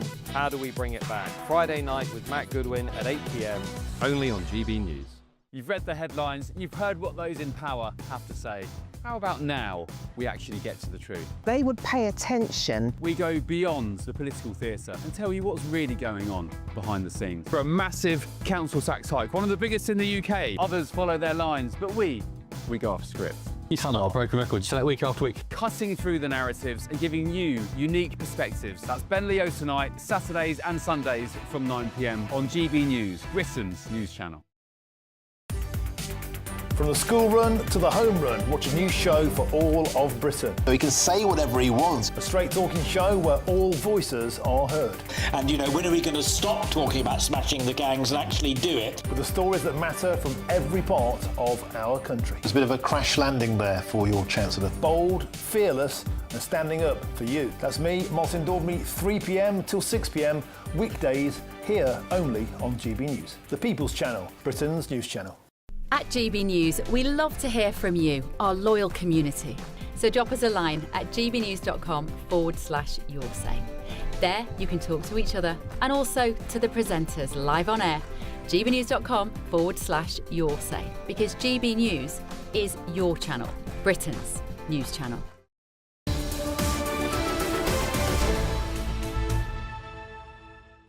It's 10:47, you're watching Britain's Newsroom on GB News, and just before the break we had the Environment Secretary Steve Reed speaking about his new plans for the water industry. And we're still joined by our fabulous panel, the former Labour advisor Matthew Torbett and political commentator Aman Bogle. Let's go back to Steve Reed, shall we, Matthew? What did you make of his set of proposals, what he was outlining this morning? Yeah, I don't think it'll surprise anybody that's seen the trailed comments in the first place this morning in the papers and otherwise. I was just saying to Dawn off air, it's quite hard to make water sexy, but, you know, talk of a water revolution may... Well, that's a fair point. But this is an issue the government could really strike a win on, because I think a YouGov poll last week showed that 75% of Reform voters consider this very important, and 73%, actually less, Green voters consider it important. And considering where the government is hemorrhaging votes left and right, this will no doubt be welcome. However, it's all well good talking a good game. People will now want to see action. They will want to see lower bills. They will want to see bosses being held to account.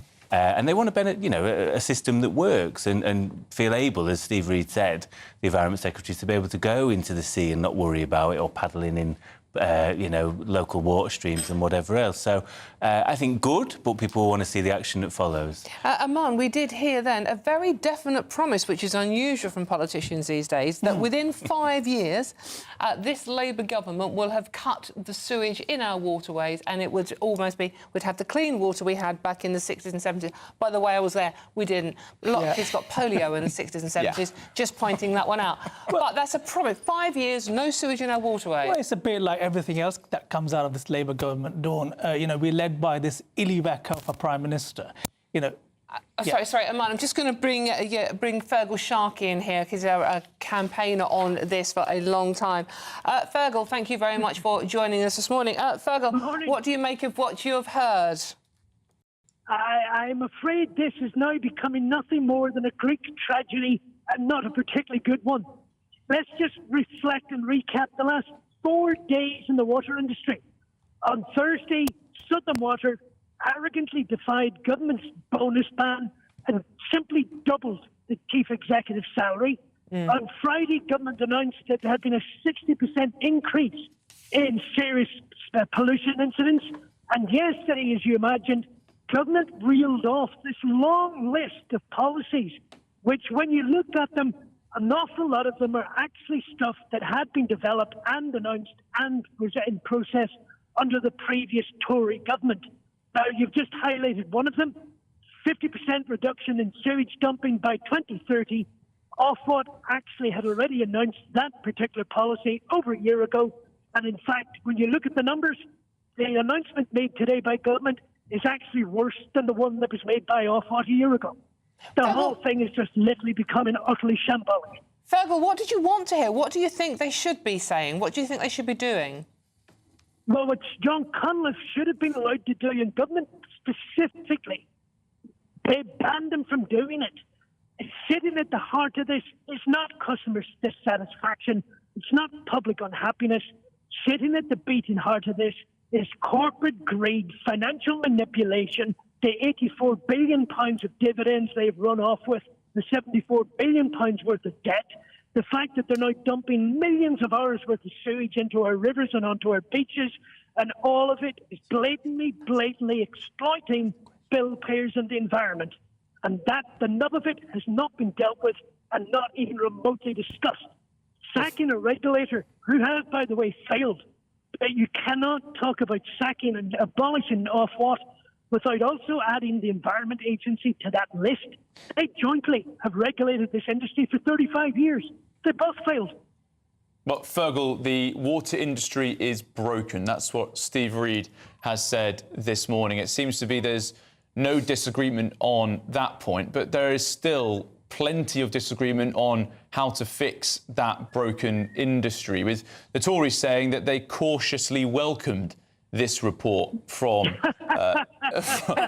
this morning. Yes, I thought that might be your reaction, Fergal. Forgive me for laughing. My brain has now just moved into an episode of Yes, Minister. Yeah, well, I think that's quite understandable, and perhaps much of the audience might be agreeing with you on that point. But this new regulator, we're told, will prevent the abuses of the past. Do you think that's possible? No, it won't.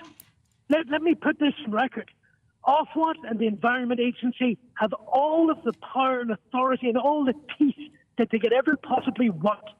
The fact they simply refuse to bite. But by the way, both of those organisations are dysfunctional. It transpires, it is the Secretary of State for the Environment who personally appoints the boards of both Ofwat and the Environment Agency, and therefore could have removed all of them in a heartbeat. It's also the Secretary of State for the Environment who issues the statutory guidance that both those organisations have to have regard to. Steve could change that this afternoon and order both of them to get out there and proactively and enthusiastically enforce the law as it stands. None of that is happening. Fergal, I mean, you know, this commission went into it with a review not to nationalise the industry. Do you think ultimately that is the only way we are going to solve our problems? Well, listen, whether people like it or not, Thames Water is going to nationalise itself at some point over the next few weeks, in my opinion, is let's go in there. And ironically enough, I can think of 4 or 5 other companies that are not that far behind Thames Water. So, left to its own devices, this industry could nationalise half of itself by the end of the year anyway. And by the way, this myth that it's going to cost £100 billion to nationalise the industry, and I'm flabbergasted the minister's repeating this. That number comes from a report written by a think tank, bought and paid for by 4 water companies. It transpires the numbers completely made up, mythical, and I've seen now the breakdown. Under that calculation, Thames Water today is worth £21 billion. OK, Fergal Sharkey, we've got to leave it there. Thank you very much for joining us. I'm sure there'll be plenty more reaction throughout the day on that. But don't go anywhere, because up next, we're hearing live from Nigel Farage, because he's got new plans to reform law and order in Britain. This is Britain's Newsroom on GB News. Stay with us after the weather.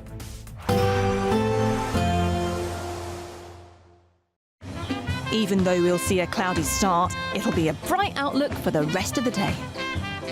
Boxed Solar, sponsors of weather on GB News.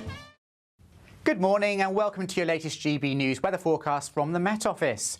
Monday's going to be another day of heavy downpours, and for some of us, particularly in Northern Ireland, a very wet day is possible with some more persistent spells of heavy rain.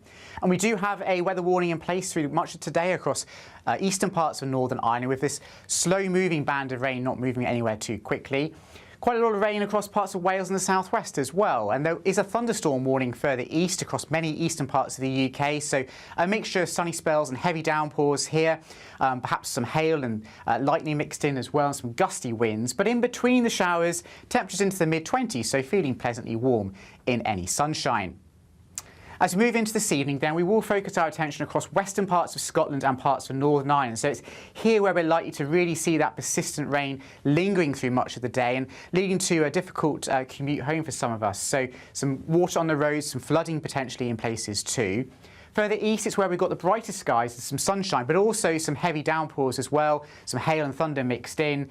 Generally cloudy and more showery across the southwest of the UK, but still some heavy downpours possible here too. Now, as we move through into this evening and overnight, generally speaking, in the east, the showers will tend to fade away and there will be some clear spells. But out towards the west, we see some longer spells of rain, courtesy of that weather front, and that's going to be pushing their way further eastwards as we go through the early hours. Temperatures, though, holding up in the mid-teens Celsius, so a fairly warm night for many of us. So some early morning sunshine for some favoured eastern areas, particularly East Anglia on Tuesday morning, but for most of us it's going to be a fairly cloudy day. Not as unsettled as it has been of late, but nonetheless there will be some showers around, some longer spells of rain for western Scotland and northwest England, but the showers are not as intense as they have been of late, and some southern and eastern areas will stay generally dry, albeit fairly cloudy, and in any brightness it should feel pretty warm with temperatures into the mid-20s. Expect a warm front, moving from the kitchen right through to the rest of the house. Boxed Boilers, sponsors of weather on GB News. £54,321 cash could be yours. Cash that you could spend however you like. It's like having an extra £1,000 each week for a whole year to play with. Someone is guaranteed to win this amazing amount of cash, so make sure that someone could be you. For another chance to win £54,321 cash, text cash to 63225. One entry costs £2.50 plus one standard network rate message, or text bonus to 6 063 225. 5 entries cost £5 plus 1 standard network rate message. Go to gbnews.com/win. Entries start at £2.50. Call 0903 686 3232. Calls cost £2.50 plus your network access charge. Or post your name and number to GB14 PO Box 8690 Derby DE1 9TT. UK only. Entrance must be 18 or over. Lines close at 4 p.m. on the 1st of August. Please check the closing time if listening or watching on demand. Hi, I'm Michelle Dewberry, and my show is your opportunity to cut through all the noise and dive in headfirst to some robust debates. Ideas clash. Situation, isn't it? Because the failure is you're deliberately avoiding my point. Nothing's held back, And if you think this is the end of it, wait for more. and we do not shy away from the difficult stuff. Sometimes I want to shake people and say, if only you understood. So join me on Jubes and Co weeknights at 6 p.m. only on GB News, Britain's news channel. Good Afternoon Britain isn't just about us. The wonderful thing about this programme is it's about everyone watching. It's an interactive programme. Well, there absolutely is something to see here, and we're going to be talking about it more. Whether it's breaking royal news, please bring us up to date, or indeed a particularly punchy speech in the House of Commons. Very, very curious. We bring it to you live, and then we bring you live reaction as well. That's Good Afternoon Britain, weekdays from midday. Only on GB News, the People's Channel, Britain's news channel. In the GB Newsroom, we bring you the news as it happens. With our team of dedicated journalists across the UK, we're ready to keep you up to date with what's happening every half an hour, every single day. Bulletins here on GB News, the People's Channel, Britain's news channel. At GB News, we love to hear from you, our loyal community. So drop us a line at gbnews.com/yoursay. There, you can talk to each other and also to the presenters live on air. gbnews.com/yoursay, because GB News is your channel, Britain's news channel. Join me, Nana Akweer, for an informative, interactive news programme with a difference. It's fun. No, he didn't say that, Dave. I'm so surprised. I think there's an element of truth to that. Join me from 3 p.m. every weekend, only on GB News, Britain's news channel.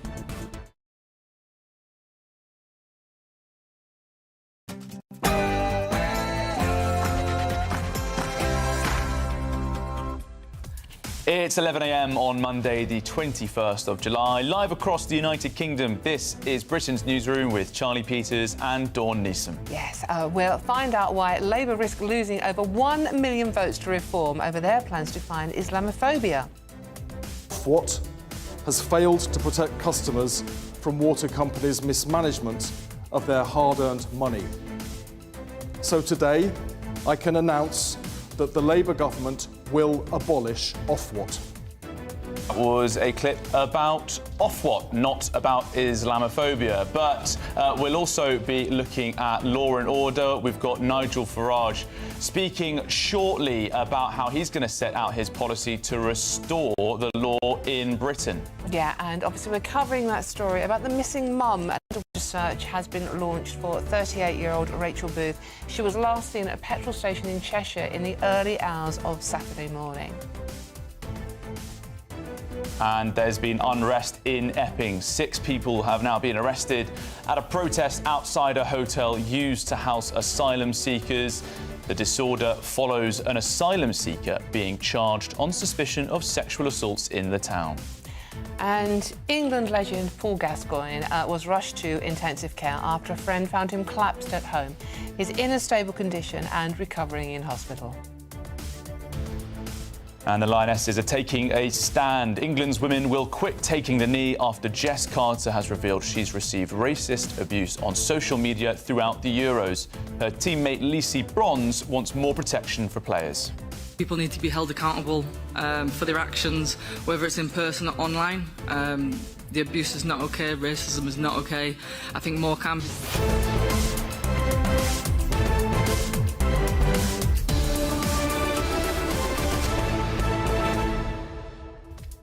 OK, thank you for all your comments coming in already to the newsroom, by the way. Lots of you singing the praises of Fergal Sharkey here on the water issue, saying the man's talking a lot of sense, but he actually has no faith in what Steve Reed has announced this morning. We have one watchdog replaced for another watchdog, and is anything going to change? Plenty of regulation, Dawn, but I think what a lot of our audience want to see is action. So, yeah, please do keep those comments coming in, gbnews.com/yours say. We'll have that live speech from Nigel Farage very shortly. But before we have that, let's get your latest news headlines with Aaron Armstrong.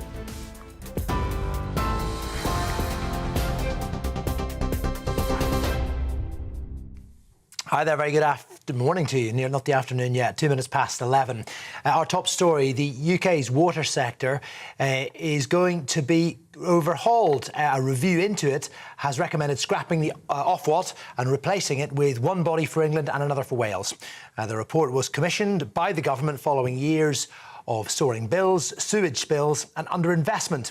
The Independent Water Commission has recommended a new ombudsman as well, with legal powers to tackle leaky pipes and incorrect bills. Now, Sir John Cunliffe, who chaired the report, has indicated households will be hit by 30% rises over the next 5 years. And the Environment Secretary, Steve Reed, says the government intends to act. That the water industry in this country is broken. Our rivers, lakes and seas are polluted with record levels of sewage. Water pipes have been left to crumble into disrepair. Soaring water bills are straining family finances.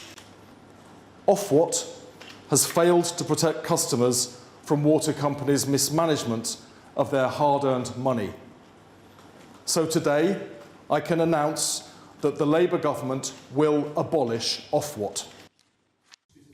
Well, Nigel Farage has promised to cut crime in half should Reform get into power.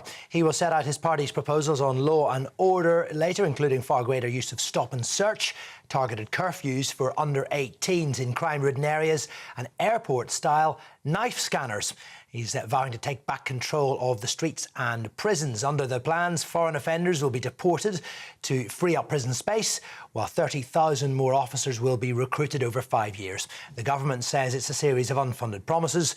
The Tories say he doesn't have the faintest idea how to deliver on those tough ideas. And I've just been talking about Nigel Farage. We will now be able to listen in to the Reform UK leader, who will be setting out those plans for law and order in a speech he is giving right now. Feel it's not safe to walk on the streets of London. That wasn't just at night time, that was at any time of the day. We're going to begin this press conference with Councillor Lila Cunningham speaking to us. She has been a prosecutor for many years at Westminster Magistrates Court, and she's going to tell us a little of what it's like being a mother, bringing up young children and teenagers in London. Lila. Thank you. Good morning, everyone. My name is Layla Cunningham. I'm a Reform Westminster City Councillor, a mum of 7 and a former senior Crown Prosecutor. And I'm delighted to be part of this campaign on law and order with Sarah and Nigel. A few weeks ago, I defected from the Tories because I just couldn't defend their abysmal record anymore. And as we've seen over the past year, Labour's no better. The truth is, both parties have failed this country on an epic scale. We learnt last week that both parties conducted covert, state-backed people smuggling paid by us. And I can assure you, only Reform will smash that gang once and for all. But speaking out and defecting came at a cost. I lost the job I love at the CPS. Why? Because I told the truth.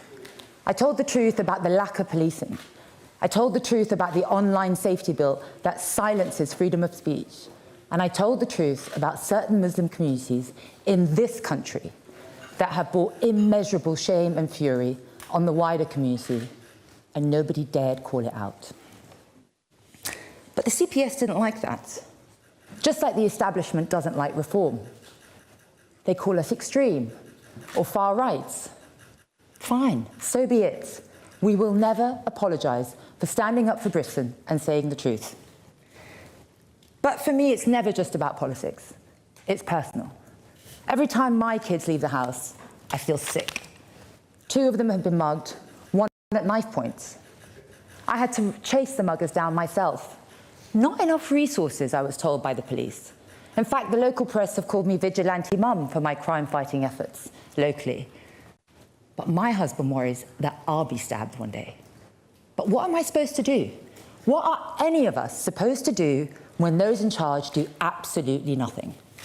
I've just had enough of hearing about daily muggings, daily stubbings. I've had enough of seeing gangs roam my streets in balaclavas, terrifying my children. And I've had enough of hearing a foreign rapist's human rights mean more than ours. I ask myself every single day, how the hell did we get here? And it's because of the political choices made by Labour and Conservatives. And they repeat the same empty line. We're tough on crime. No, they're not. They've left us with no police, no prisons, and no border control. The Tories in 14 years let in 6.5 million people. Thousands upon thousands of unvetted men who don't share our values and don't respect women. And if you dare complain, they call you racist or far right and arrest you for hate speech. I've seen it. As a senior Crown prosecutor, I prosecuted far too many hate speech and religiously aggravated crimes. More often, a drunken rant that presented no harm and no threat. And now they want to go even further by bringing in a so-called Islamophobia law, which criminalizes criticizing Islam. That isn't justice, it's censorship. Britain doesn't need more speech laws. It needs more police, more prison cells, and a justice system that actually protects the public, not censors it. The Tories failed to build prisons. In fact, they built just under 500. Yet a quarter of our prisons are foreigners, including rapists, that we cannot deport because both parties keep us wedded to the ECHR. And to really rub salt in our wounds, Labour are letting dangerous criminals out to free up space. This isn't just incompetence, it's a betrayal. It's proof that Labour and Conservatives have stopped fighting for you. They've surrendered our country, our safety, and our country, and that's the reason I joined Reform. Nigel is the only leader with the guts to do what it takes to fight back for us, for Britain. And I'll end with a promise. To every person, every parent, every teenager, every woman walking home alone, every shopkeeper who's had enough of daily shoplifting, and everyone who's had enough, you are not alone. We see you, we hear you, and we are coming to fight for you. The old party sold us out to cheap Labour, open borders, and political correctness. But Britain deserves better. We paid our taxes, we followed the rules, we did our bit, but they turned their back on us. We will be the toughest, clearest, most unapologetic government on crime this party has ever seen. It's finally our turn. It's time to put British people first. It's time for reform. Thank you.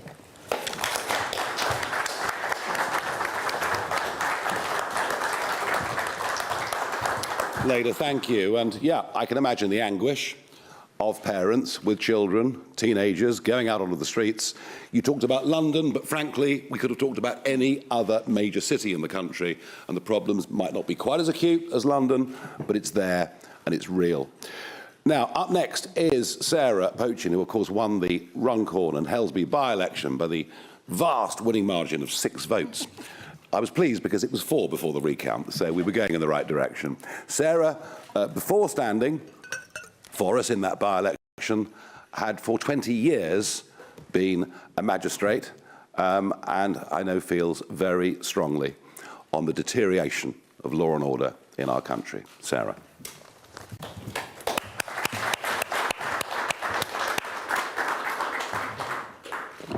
Thank you, Nigel. Good morning, everybody. And thank you, Layla, for your excellent and heartfelt speech. Reform UK now has 2 formidable women that speak with bravery and conviction about what needs to be done to bring back law and order to our streets. As a magistrate of 20 years, I believe I am more than qualified to talk with confidence and experience about the changing face of our courts, our prisons and our society, and qualified to have strong views on the urgent reforms that our judicial system needs to restore the trust of the British people.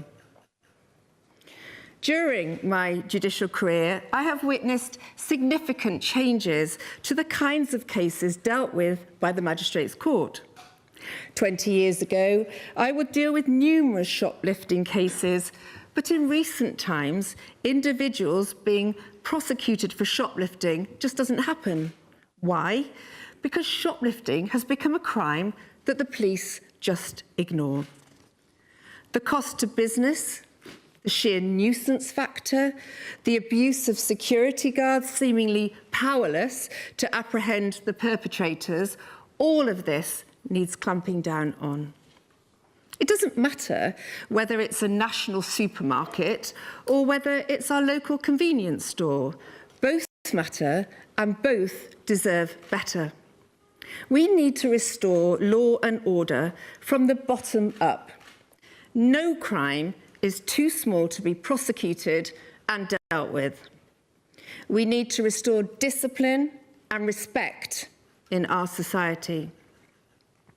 Interestingly, one of the last cases I dealt with was a Romanian OCG, organised crime gang, that was running rampage across the northwest, shoplifting on an industrial scale. A good example of how the courts have become reluctant to administer tough justice. I was advised I couldn't send these criminals to prison because they didn't have a criminal record in this country, and as such could not be given a custodial sentence. I'm sure it won't surprise any of you in this room to know that all four were duly sent down immediately under my watch. And yet, of course, now, under this woke Labour government, we are experiencing two-tier justice, where someone who writes an ill-advised tweet goes straight to custody, possibly for 30 months, even with no previous criminal record, or in fact, any dealings whatsoever with the police. I have two Lucy Connollys in my constituency of Runcorn and Helsby, one of whom I visited recently in HMP Kirkham. He was released last week on licence, and the other one is still in there until September. What shocking examples they are of inappropriate, politically motivated sentencing. Furthermore, the rise in antisocial behaviour and sexual violence against women and girls in our communities is alarming. And whether we like it or not, both are related to the influx of migrants from certain countries, particularly Afghanistan and Eritrea.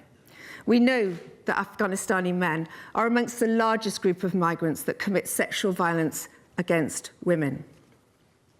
I am constantly accused of scaremongering on this issue by the woke Labour blob, but the British people will not be lied to anymore. We know that we are heading towards a crisis point in our society, and the denial of this by the establishment is nothing short of treacherous. Recent unrest in Northern Ireland and Epping should serve as a stark warning to this government that the British people will not put up with this betrayal for the next 4 years. We also need to restore the confidence of the British people in our police force.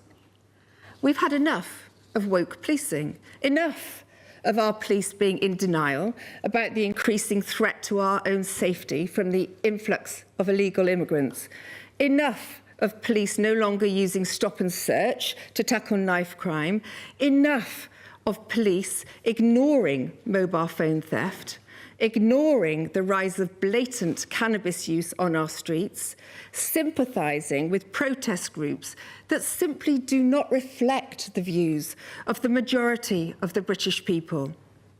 Police need to police with impartiality.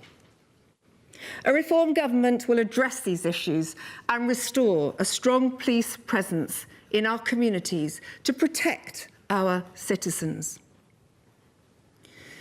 Turning to the courts, I have seen significant changes in the attitudes of our CPS and our probation service over the years due to funding cuts, pressure on the system, and a softening approach to crime.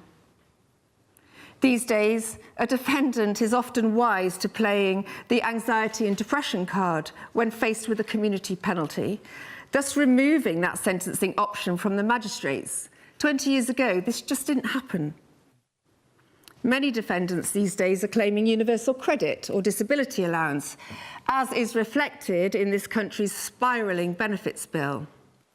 This makes the amount of any fine imposed or amount of compensation awarded to a victim pitifully low. And yet they all have money for cigarettes, vapes, smartphones, Sky TV, XL bullies, you name it. I've seen it. Those that do receive unpaid work in the community often can't complete it, actually through no fault of their own, but because of our under-resourced probation service. A probation service that this Labour government is planning to load with more responsibilities by the early release of dangerous criminals, a recipe for disaster. I resigned as a magistrate to fight the Runcorn and Helsby by-election. The shocking truth is that even if I had not resigned when I did, and for the reason I did, that being, I believe you can never mix the judicial system with politics, I fear I would have done so by now anyway, because of the two-tier justice this country is now experiencing. But having won that by-election, I am now in this position to speak out with a strong voice on these issues. Whether it's the judicial system, the prison service, the probation service, or the actions of the police, Britain needs reform. People need to feel safe again. Over the next few weeks, I will be fronting up a campaign of law and order policies detailing how Reform UK would restore confidence and trust in the system. Thank you. I would now like to hand over to Nigel, who will talk in more detail about the policies we're launching today. Thank you very much. Sarah, thank you very much indeed. And yes, this press conference this morning, Lawless Britain, is the beginning of a 6-week campaign. We will, over the course of the next few weeks, highlight individual areas, go into much more detail, and we'll also have one or two quite well-known people appearing on our stages, coming sort of out of obscurity, political obscurity, to support what we are trying to do. One of the things I think that has sort of really led to deterioration of trust in politics are successive Home Secretaries telling us crime is falling. You hear it every year, crime is falling, so please don't worry your poor little heads. Well, that's because the crime survey for England and Wales is based on completely false data. If you look at police recorded crime, which is what we've done for our research all through this, you can see that actually there are some significant rises in crimes of all kinds, particularly crimes against the person. We're actually facing, in many parts of our country, nothing short of societal collapse. If people are scared to go out of the shops, scared to let their kids out, that is a society that is degrading, and it's happening very, very rapidly. I'm astonished that there has been so little debate in Westminster amongst our political classes on this issue, because I'm sure they must, in their MPs' inboxes, get members of the public telling them just how grim things really are. Sarah mentioned the word respect. Respect for those in uniform has declined massively. The criminals don't particularly respect the police and can act in many cases with total impunity. Just as worrying, if not more so, is huge numbers of law-abiding, tax-paying Britons have also lost respect for the police, but in a different way. The idea, the concept that we're living in a system of two-tier policing and two-tier justice under two-tier care has really taken hold. You only have to look at the reluctance to prosecute those violent thugs in Manchester Airport who beat up those police officers. It took months and months and months for any prosecution to be brought, and I suspect the reason that it happened is because Reform said if they didn't, we would take out our own private prosecution. And yet, Lucy Connolly and others like that, and she received a 31-month prison sentence, albeit for saying something deeply intemperate and wrong, of that there's no question. Her case was dealt with in days. So we are in a real, real mess. Just looking and thinking about London for today, London, 1 in 3 people at some point have been subject to phone theft. It's almost unbelievable. It's almost unbelievable. The number's so big. Had a case in my family a few months ago. Somebody at Victoria Station, a relation of mine, punched, phone taken, but they had a tracker on the phone, so we could see exactly where the phone was going. And I assume it wasn't just one phone, there would have been a couple of hundred phones. We even gave the police the address of the house in southern Buckinghamshire where the phones had gone to. The police took no action whatsoever. And you can just walk down Oxford Street, Regent Street any day, and you can see the moped gangs running amok with hardly anybody ever being arrested. Shoplifting in London, and by the way, when I give you these figures, these are the reported figures. Bear in mind that most of us now don't even bother to report crime. We can't see the point. If it comes to theft from our properties, we worry what it might do to our insurance premiums. And most people don't report stuff because what is the point? But quite extraordinary that in London alone, shoplifting should be up by 150% since 2021. Muggings in London, up 26% just in the last 2 years. But I sense, again, many people, frankly, just too embarrassed to report the fact that they have been mugged. And actually, crime is another reason why people are leaving London. John Friedrichsen, the shipping magnate, he's going, taking his billions with him, saying London has gone to hell. Tourists are increasingly reluctant to come to London because they know what is likely to happen to them once they arrive. So it is a very, very serious problem. But there's a parallel from which I think we can draw great inspiration. I worked in the 1980s for a couple of Wall Street houses in my days in the commodity markets, and I remember if you left a restaurant in New York at 8, 9 o'clock at night, you made sure the taxi was there, waiting, the guy gave you a wave, so that you literally spent sort of 5 or 10 seconds leaving the venue. So bad was street crime in New York. And yet, 10 years later, you could wander about New York at 2 o'clock in the morning, being really unconcerned that anything would go wrong. And this, of course, was the inspirational mayor, Rudy Giuliani, who followed the broken windows theory, which is if you deal with crime, if you deal with graffiti, you deal with litter, you deal with things at the ground level, that actually that helps stop crime going further up. And we're doing the opposite. Since 2014, you can shoplift up to £200, and frankly, nothing is going to happen to you. Layla would not have been prosecuting them. Sarah would not have been hearing the cases. We just accepted that shoplifting is okay. Drugs being smoked openly on the streets, that apparently is just okay. So what we've done is we've raised the level of what we now deem to be acceptable behaviour. And of course, what happens if you go lax on it? Well, of course, crime moves up to fill that gap and then moves on further still. So I want to be absolutely clear at the start of this 6-week campaign that Reform will be the toughest party on law and order and on crime that this country has ever seen.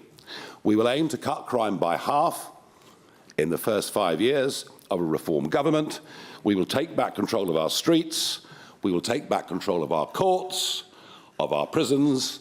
And if you're a criminal, I am putting you on notice today that from 2029, or whenever that may be, either you obey the law or you will face very serious justice. Now, in terms of policy proposals, yep, I'm going to reiterate the point. Zero tolerance policing. Every single shoplifting offence, however small, should be prosecuted. Every single mobile phone that is stolen, if we can track it, we need to go to the addresses and find out who these people are. Stop and search. Stop and search in areas where knife crime is prevalent will go on up until saturation point, until we drive knives off the street. And believe me, this is a policy that I know from my campaigning recently around the country, supported by people right across the political spectrum. And if we have to build more knife arches at the entrance to train stations or bus stations or whatever it may be, then we will do it. Fast track arrest, we believe that is very, very important. And if we have to open pop-up custody suites and centres around the country, we'll do so, because many police stations not just closing in huge numbers around the country, but many police stations, including a local one in Clacton, have lost their custody suites. So we believe that fast-track arrest, holding people, is right. And perhaps the biggest pledge that we would make today is to save 30,000 more police over a 5-year term of a parliament. And we will scrap all diversity, equality and inclusion roles, and we will aim for a higher and physically tougher standard of police officer on our streets. I think that if criminals slightly fear the police, that is a desirable place for us to be as a society. I knew a chap who'd served in the Grenadier Guards. He'd served in Afghanistan. He'd done 2 tours, one of them a very, very brutal tour. He came back in his late 20s, applied to join a county police force, but was rejected. Rejected. A fit, young guy, an army sergeant who'd done service, told to come back next year because they were having trouble with their quotas. Enough. Enough of all that rubbish. And in fact, on that theme, we would look very much to go to people who have served in the armed forces, who we think would make ideal police officers. Fast-track courts. We have a massive backlog in all levels of court cases in this country, partly down to the repeated lockdowns that we went through, and partly down to the fact that actually, astonishingly, so many magistrates' courts have closed since 2010. Up to 50% of magistrates' courts closed since David Cameron came to power in 2010. So we would aim to reopen those magistrates' courts, and we would reach out to former and retired magistrates and say to them, please, we want you to come back to this job. Help us in this national effort to catch up with the backlog and to start dishing out proper justice.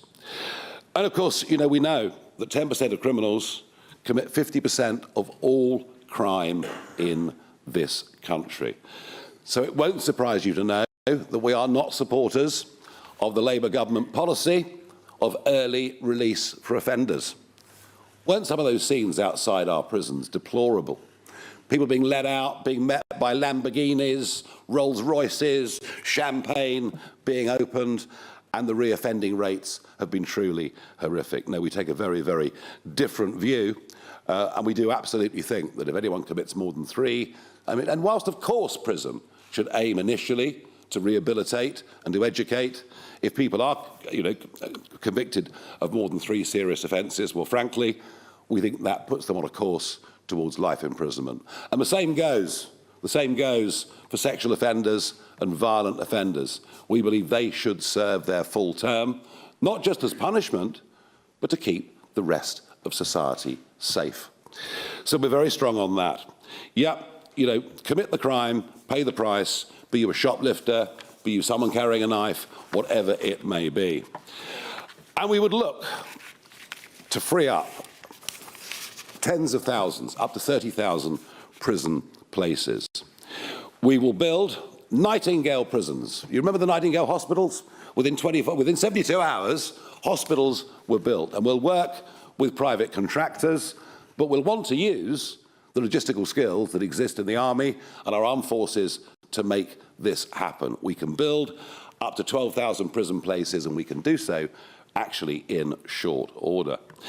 And there are 10,400 foreign prisoners in our prisons, has been mentioned on this platform already. They will be deported back to their home countries. And I think I'm in conversation with Edi Rama from Albania, and I think he's rather agreed that he will take back all of the Albanian prisoners in this country, which is rather a good thing.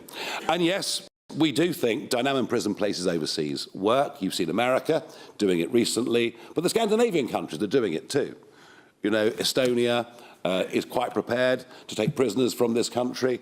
And in fact, the Labour government has had those conversations already, but of course, nothing has come to fruition. Denmark sends off prisoners to Kosovo and places like that. I mean, it is quite astonishing that to keep a prisoner in a British prison costs nearly £52,000 a year. You could send a child to Eton for that price. So if we can send some of our worst violent criminals overseas to serve their terms, then yes. And if that means that Ian Huntley goes to El Salvador, well, our attitude is so be it. So we're serious about it, but we also think we can cut the costs of running prisons significantly. It seems that everything the British state does, because it's so highly bureaucratised, costs just so much more than everywhere else. France manages to run its prisoners for an average of £40,000 a year, not the £52,000 a year that it is here. To repeat, today is just the start of this law and order campaign, which will go on over the course of the next 6 weeks. I genuinely think that by standing up, by saying these things, we're striking a chord with the vast majority of the British public. There is nothing left-wing or right-wing about desperately wanting for our society, for our streets, to be a hell of a lot safer than they are today. And as with everything that we do, when we say it, we actually mean it. How about that? Thank you.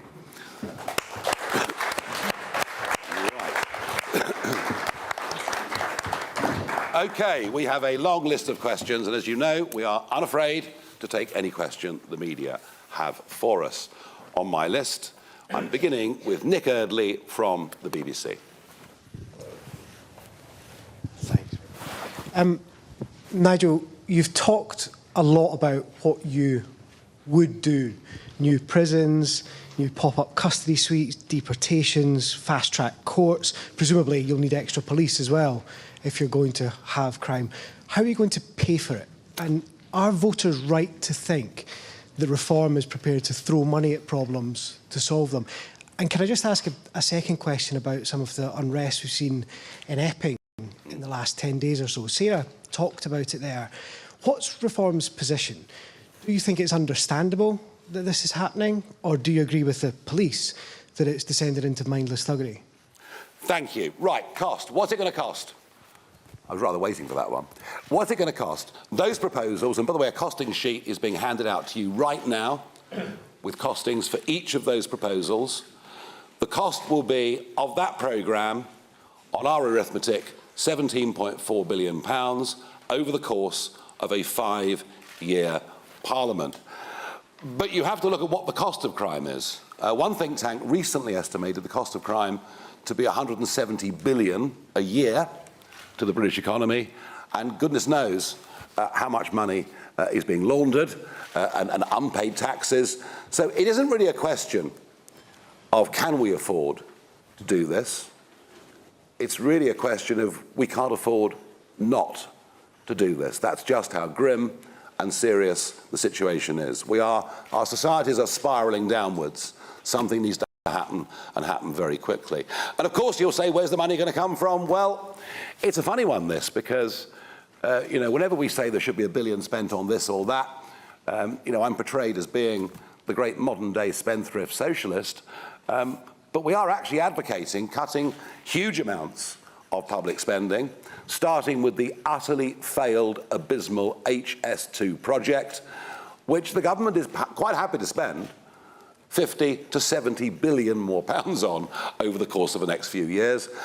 And we've been talking about the cost of net zero to an incredulous press audience. Even the OBR estimate the cost of net zero to be 30 to 35 billion pounds a year. And looking at the upcoming wind auctions, which will take place in August, it seems that Miliband is happy to throw countless billions of subsidy at overseas wind companies. So they're just some of the examples of how we can actually cut expenditure. And we want to reduce the size of a state. I want to be clear about that. We genuinely will reduce the size of a state. And of course, in Argentina, they all said the bloke's a madman, absolute madman with his chainsaw. But look what's happening. You know, he's cut the size of the public sector by about 15%, 20% in some cases. And Argentina is beginning to see the beginnings of an economic miracle. A bigger state does nothing for prosperity. On Epping, I don't think anybody in London even understands just how close we are to civil disobedience on a vast scale in this country, and I regret saying that. Of course, there were some bad eggs that turned up at Epping. There were the usual far-right thugs. But equally, what about Antifa?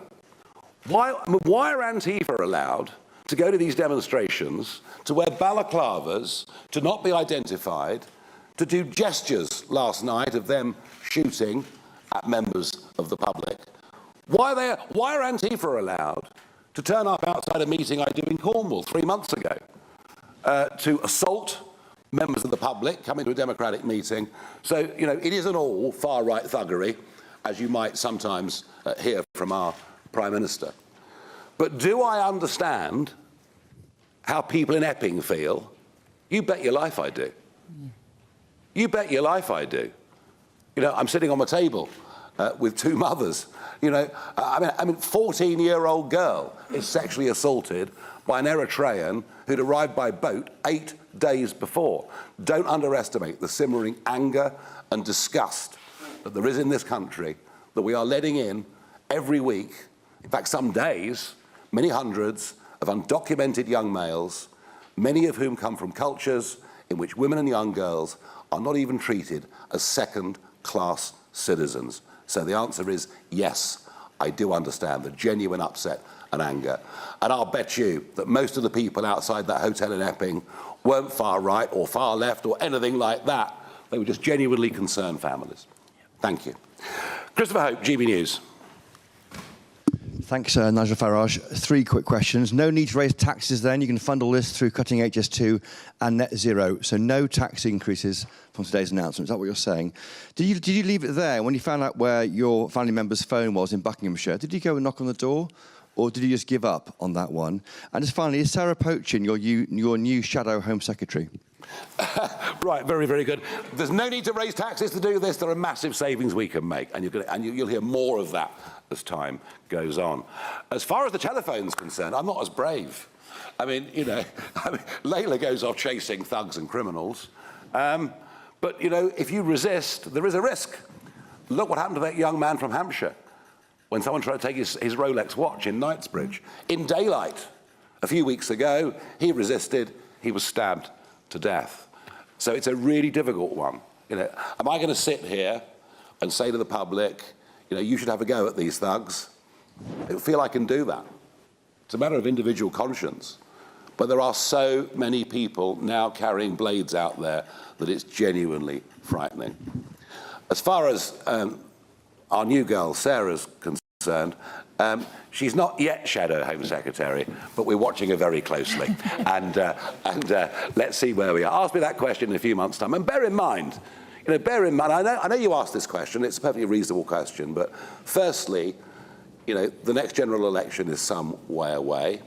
I know that I need to provide a team of people, you know, across many, many areas. But I would just say this to you. They won't all be MPs or prospective MPs. I'm a great believer that we can bring people in to senior ministerial roles from outside of politics, especially from outside of career politics, and that they can be held to account by committees or by places in the House of Lords or whatever it may be. I think we have to just get rid of the idea that, you know, you become a minister responsible for an area, and after 2 years you get moved on. Well, you've probably barely got your feet under the table or even understand the subject. So the argument for bringing in genuine expertise from outside is very strong, and it's something that we will be doing. Doesn't threaten your position, I promise you. But it's, yes, please. Chris, on that note, I've run after my AirPods for about 3 hours across Hyde Park, tracing them. I got on a Lime bike, I called my teenage son, I'm like, I've got them, and I caught up with them in the end. They'd passed it on to someone else because within 10 minutes it was in East London. The next day it was in China. And I've done that with my mobile phone. I wouldn't recommend anyone doing it. It's just I've just had enough. But I shouldn't have to risk my life, and that's the real matter of it. No, absolutely. No one should take an example from me, but. No, and welcome to my security team. Yeah, exactly. You're now part of it, very clearly. Thank you very much. I now have Mari Aurora from Sky News. Thank you, Mari Aurora from Sky News. You say you want to deport almost 10,500 foreign criminals. So you say countries like Estonia are willing to take them back. Are you confident all of the countries that these people are from will take them back? And in exchange, will you agree to take all of our foreign criminals who are in other countries? And just secondly, on these Nightingale prisons, if you erect these prisons very quickly, how secure will they be? What kind of criminals would you be securing in these Nightingale prisons? You know, will the public be concerned that they will essentially be able to escape? Right, the answer to your first question is yes. Of course we're prepared to take British prisoners from other parts of the world. That's fair, right and proper. All right, so no question, argument about that. As I say, I'm in talks with Eddie Rama from Albania. In fact, I might even go and visit him over the course of the summer. Perhaps I'll charter a jet and take a load with me. And look, you know, if countries are reluctant to take back their prisoners, well, we'll make it very straightforward. We'll just end travel, we'll end visa restrictions. So we've got plenty of muscle to be able to do this, and that's right and proper, and it's what we should do. That was for existing prisoners. As I say, you know, the secondary consideration would be that you can send a prisoner to serve their sentence in Estonia, and that's going to cost the British taxpayer about 20,000 a year, as opposed to the current 50,000 a year, and I think that would be overwhelmingly popular with the public. On security, look, we're not talking about building high-security prisons. What we are talking about is no longer ignoring crimes that are now considered to be petty. We think all crime is serious. So these Nightingale prisons would be for a lower category of offender, but it would send the message that if you commit crime and you're caught and convicted in this country, you will go to prison. And even if it's just for a few months, but you will go to prison. And we think that's absolutely vital and necessary. Thank you very much. Caitlin Dirty from PA. And there's the Reform UK leader Nigel Farage making a speech on the party's plans for criminal justice. We'll be going straight to our panel in a moment. Before that, Mr Farage did make some references to an ongoing criminal case in Manchester where two individuals have been accused of assaulting police officers during an incident at Manchester Airport. It's important that we say the two men in court have strongly denied all charges made against them. He also made references to the protests in Epping. The sexual assault charge there has also been denied. Let's go to you, Matthew Torbett, first. He's got a point, hasn't he? Calling for all crimes to be prosecuted. Not enough is being done. Nigel Farage there saying that we're on the brink of societal collapse. What's your view? I think crime is important and should be investigated. There's nothing more frustrating, and I don't understand the police's logic of if you've had your phone nicked, or as the lady said there, the counsellor, that she'd had her AirPods nicked. You can see where it is. Why can't they knock on and go, right, give me his phone back, you know? Oh, and look, you've got hundreds more here. There's an operation going. You bring down organised crime. I think it's important to note we have the highest incarceration rate in Western Europe. The idea that, you know, we're not tough on crime. The maximum sentence of most crimes has doubled since 1992, and it's interesting that other European countries don't have this crisis in the same way that we do. Building more prisons is merely a stopgap. I think one way he could tackle this sort of stuff is to break the cycle of reoffending. That costs the Home Office 20 billion quid a year. And I think if you're locking people up for them to only come back out, they're probably going to commit crime again. That's how this stuff tends to work. I think it's short-sighted. It'll play well with the public that feels sort of fed up, and that there is potential societal decline, yeah.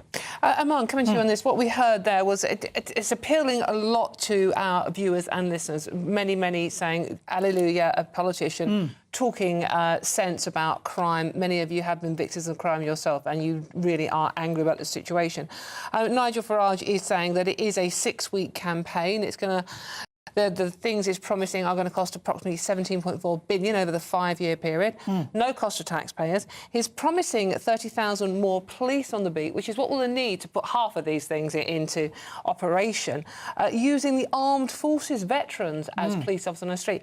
Now, these are things that people are liking the sound of, but I still, even though we are, you know, it's referred to scrapping HS2 and net zero being reappraised, I still don't understand where this money is coming from. At 30,000 extra police officers on the street, building new prisons. Look, I think, Dawn, rule of law, law and order is the very sort of basis of our British civilization and our nation. I mean, I'm old enough to remember when all those years ago Blair said, you know, I'm going to be tough on crime and tough on the causes of crime. And look at nearly 3 decades later. We have a 2-tier policing system, we have a 2-tier justice system, and as welcome as all these announcements from Nigel Farage are, because let's be honest, these are very much sort of conservative bread and butter issues, you know, rule of law, basic policing and the respect for law and all the rest of it. But again, in terms of funding this, Dawn, I would argue that, look, at the minute, we're spending about £1 billion a month on giving universal credit to foreigners in the UK. Surely it's those type of things that we need to be clamping down on and instead focusing on employing those 30,000 more police officers. And let's not forget, this was also promised by Boris, but I would argue that he needs to go even further, does Nigel, that he needs to, A, cut down the red tape for policing. We need not just no more police officers, we need more policing. And thirdly, we need to back up police officers to do their job. And thirdly, most importantly, I think violent crime and gangs and serious organised crime ought to be treated as terrorism, like President Trump has in the US.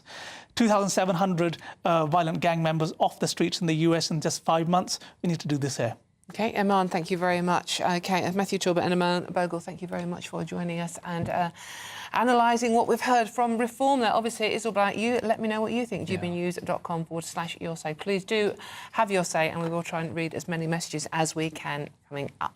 OK, moving on. Children will be taught that worrying and feeling down are not mental health conditions under new guidelines issued to schools. Now, a report by the government earlier this year found that young people diagnosed with conditions such as anxiety are nearly 5 times more likely to be jobless than their same-age peers. We're joined now by psychologist Emma Kenny. Emma, lovely to see you there. Thank you very much for joining us. Emma, you know, are we over-medicalising children by saying, you know, the stresses and strains of everyday life, you need to get used to them, you need to toughen up to a certain extent. These things are going to happen throughout your life. I genuinely think that it would be really helpful to have those conversations really early with kids, because life is full of suffering. That doesn't make it a terrible journey, quite the contrary. You learn most when you suffer, but it's indelible, and it's just the way things are, that we are going to lose people that we love, that we're going to struggle with relationships, that things are going to end. And when we bring children up with this idea that when one of those things happen, you're either anxious or depressed, you do medicalise, you do make it clinical. And also you send a really powerful message, which is this is something out of your control. You are suffering from a disease, for example, when actually the context is just you're human and it hurts and that's okay. And when I did some research years ago, I looked at the language of Google, because obviously everyone's on Google. We're all using it as a search site. If you put in I feel nervous, you'll only get anxiety for about 5 pages. If you put in I feel sad, you'll get about 5 pages if you're depressed. So we're actually reinforcing this belief system. It's not that kids and young people are being brought up in this environment where they are claiming that they're anxious or depressed. It's that they're having it reinforced 24/7, either by the people that they go and see, for example, at their GP's practice, or from clinicians who are actually assessing them, but actually online, where constantly that language is used, which is an absolutely enormous diagnosis compared to what usually is going on, which is It's a struggle sometimes to exist, and that's okay. We figure out how to counter those feelings with understanding our emotional prompts. So if you do that work, you change the way that young people relate to mental health. And obviously we're talking about young people here, but that's such an important point, isn't it? The example being set to them. I remember at university, I first encountered this, not as a child, but I got to university and we were being offered aromatherapy for stress around exams, and students were being told to essentially medicalise their normal day-to-day experiences. And you see that, don't you, extending into the workplace. A lot of fear about stress, its effect on your livelihood. These are normal things that we experience. And if children see adults being told that they're sort of having a medical experience by virtue of just enduring life, that's going to set the wrong example to them as well.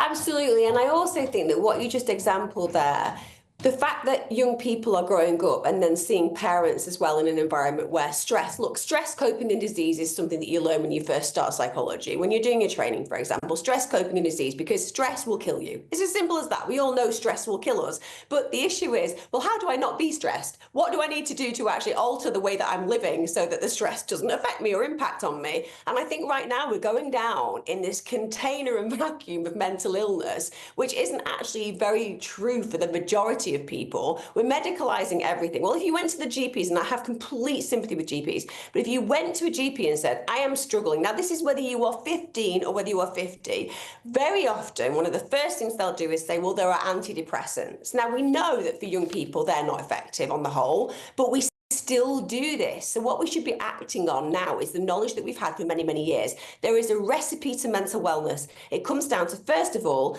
making sure that you understand emotional prompts. Every emotion is there for a reason. I'm not being taught to be depressed or sad when I feel depressed or sad. I'm being taught to seek something that gives me a sense of alleviation from those feelings. When I'm feeling stressed, it's about soothing. Unfortunately, we have run out of time on that one, but wise words as always. Charlie's off to his aromatherapy session right now. That's it from Britain's Newsroom, but don't go anywhere, because up next, Good Afternoon Britain with Tom and Emily. And the general election is 4 years away, and yet the Reform Party is putting forward a sweeping stake of policy. What do you make of the plan to send criminals to El Salvador? And on the same day, it's revealed that the Labour government are looking at raising the state pension age. Would you accept that? Lots more to come on the show today, so stick with us this afternoon on Good Afternoon Britain.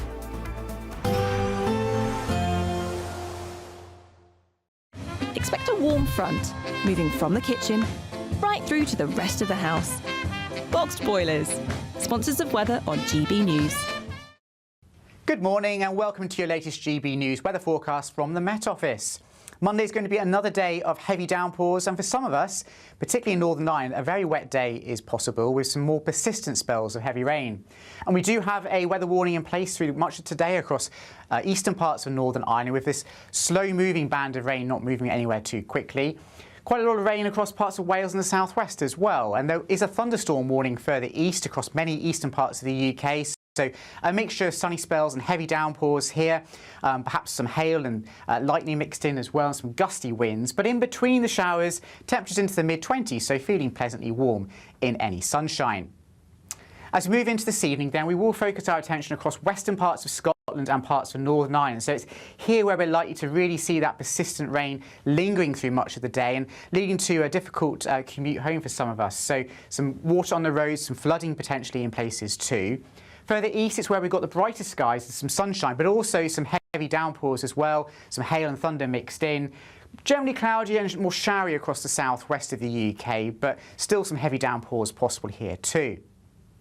Now, as we move through into this evening and overnight, generally speaking, in the east, the showers will tend to fade away and there will be some clear spells. But out towards the west, we see some longer spells of rain, courtesy of that weather front, and that's going to be pushing their way further eastwards as we go through the early hours. Temperatures, though, holding up in the mid-teens Celsius, so a fairly warm night for many of us. So some early morning sunshine for some favoured eastern areas, particularly East Anglia on Tuesday morning, but for most of us,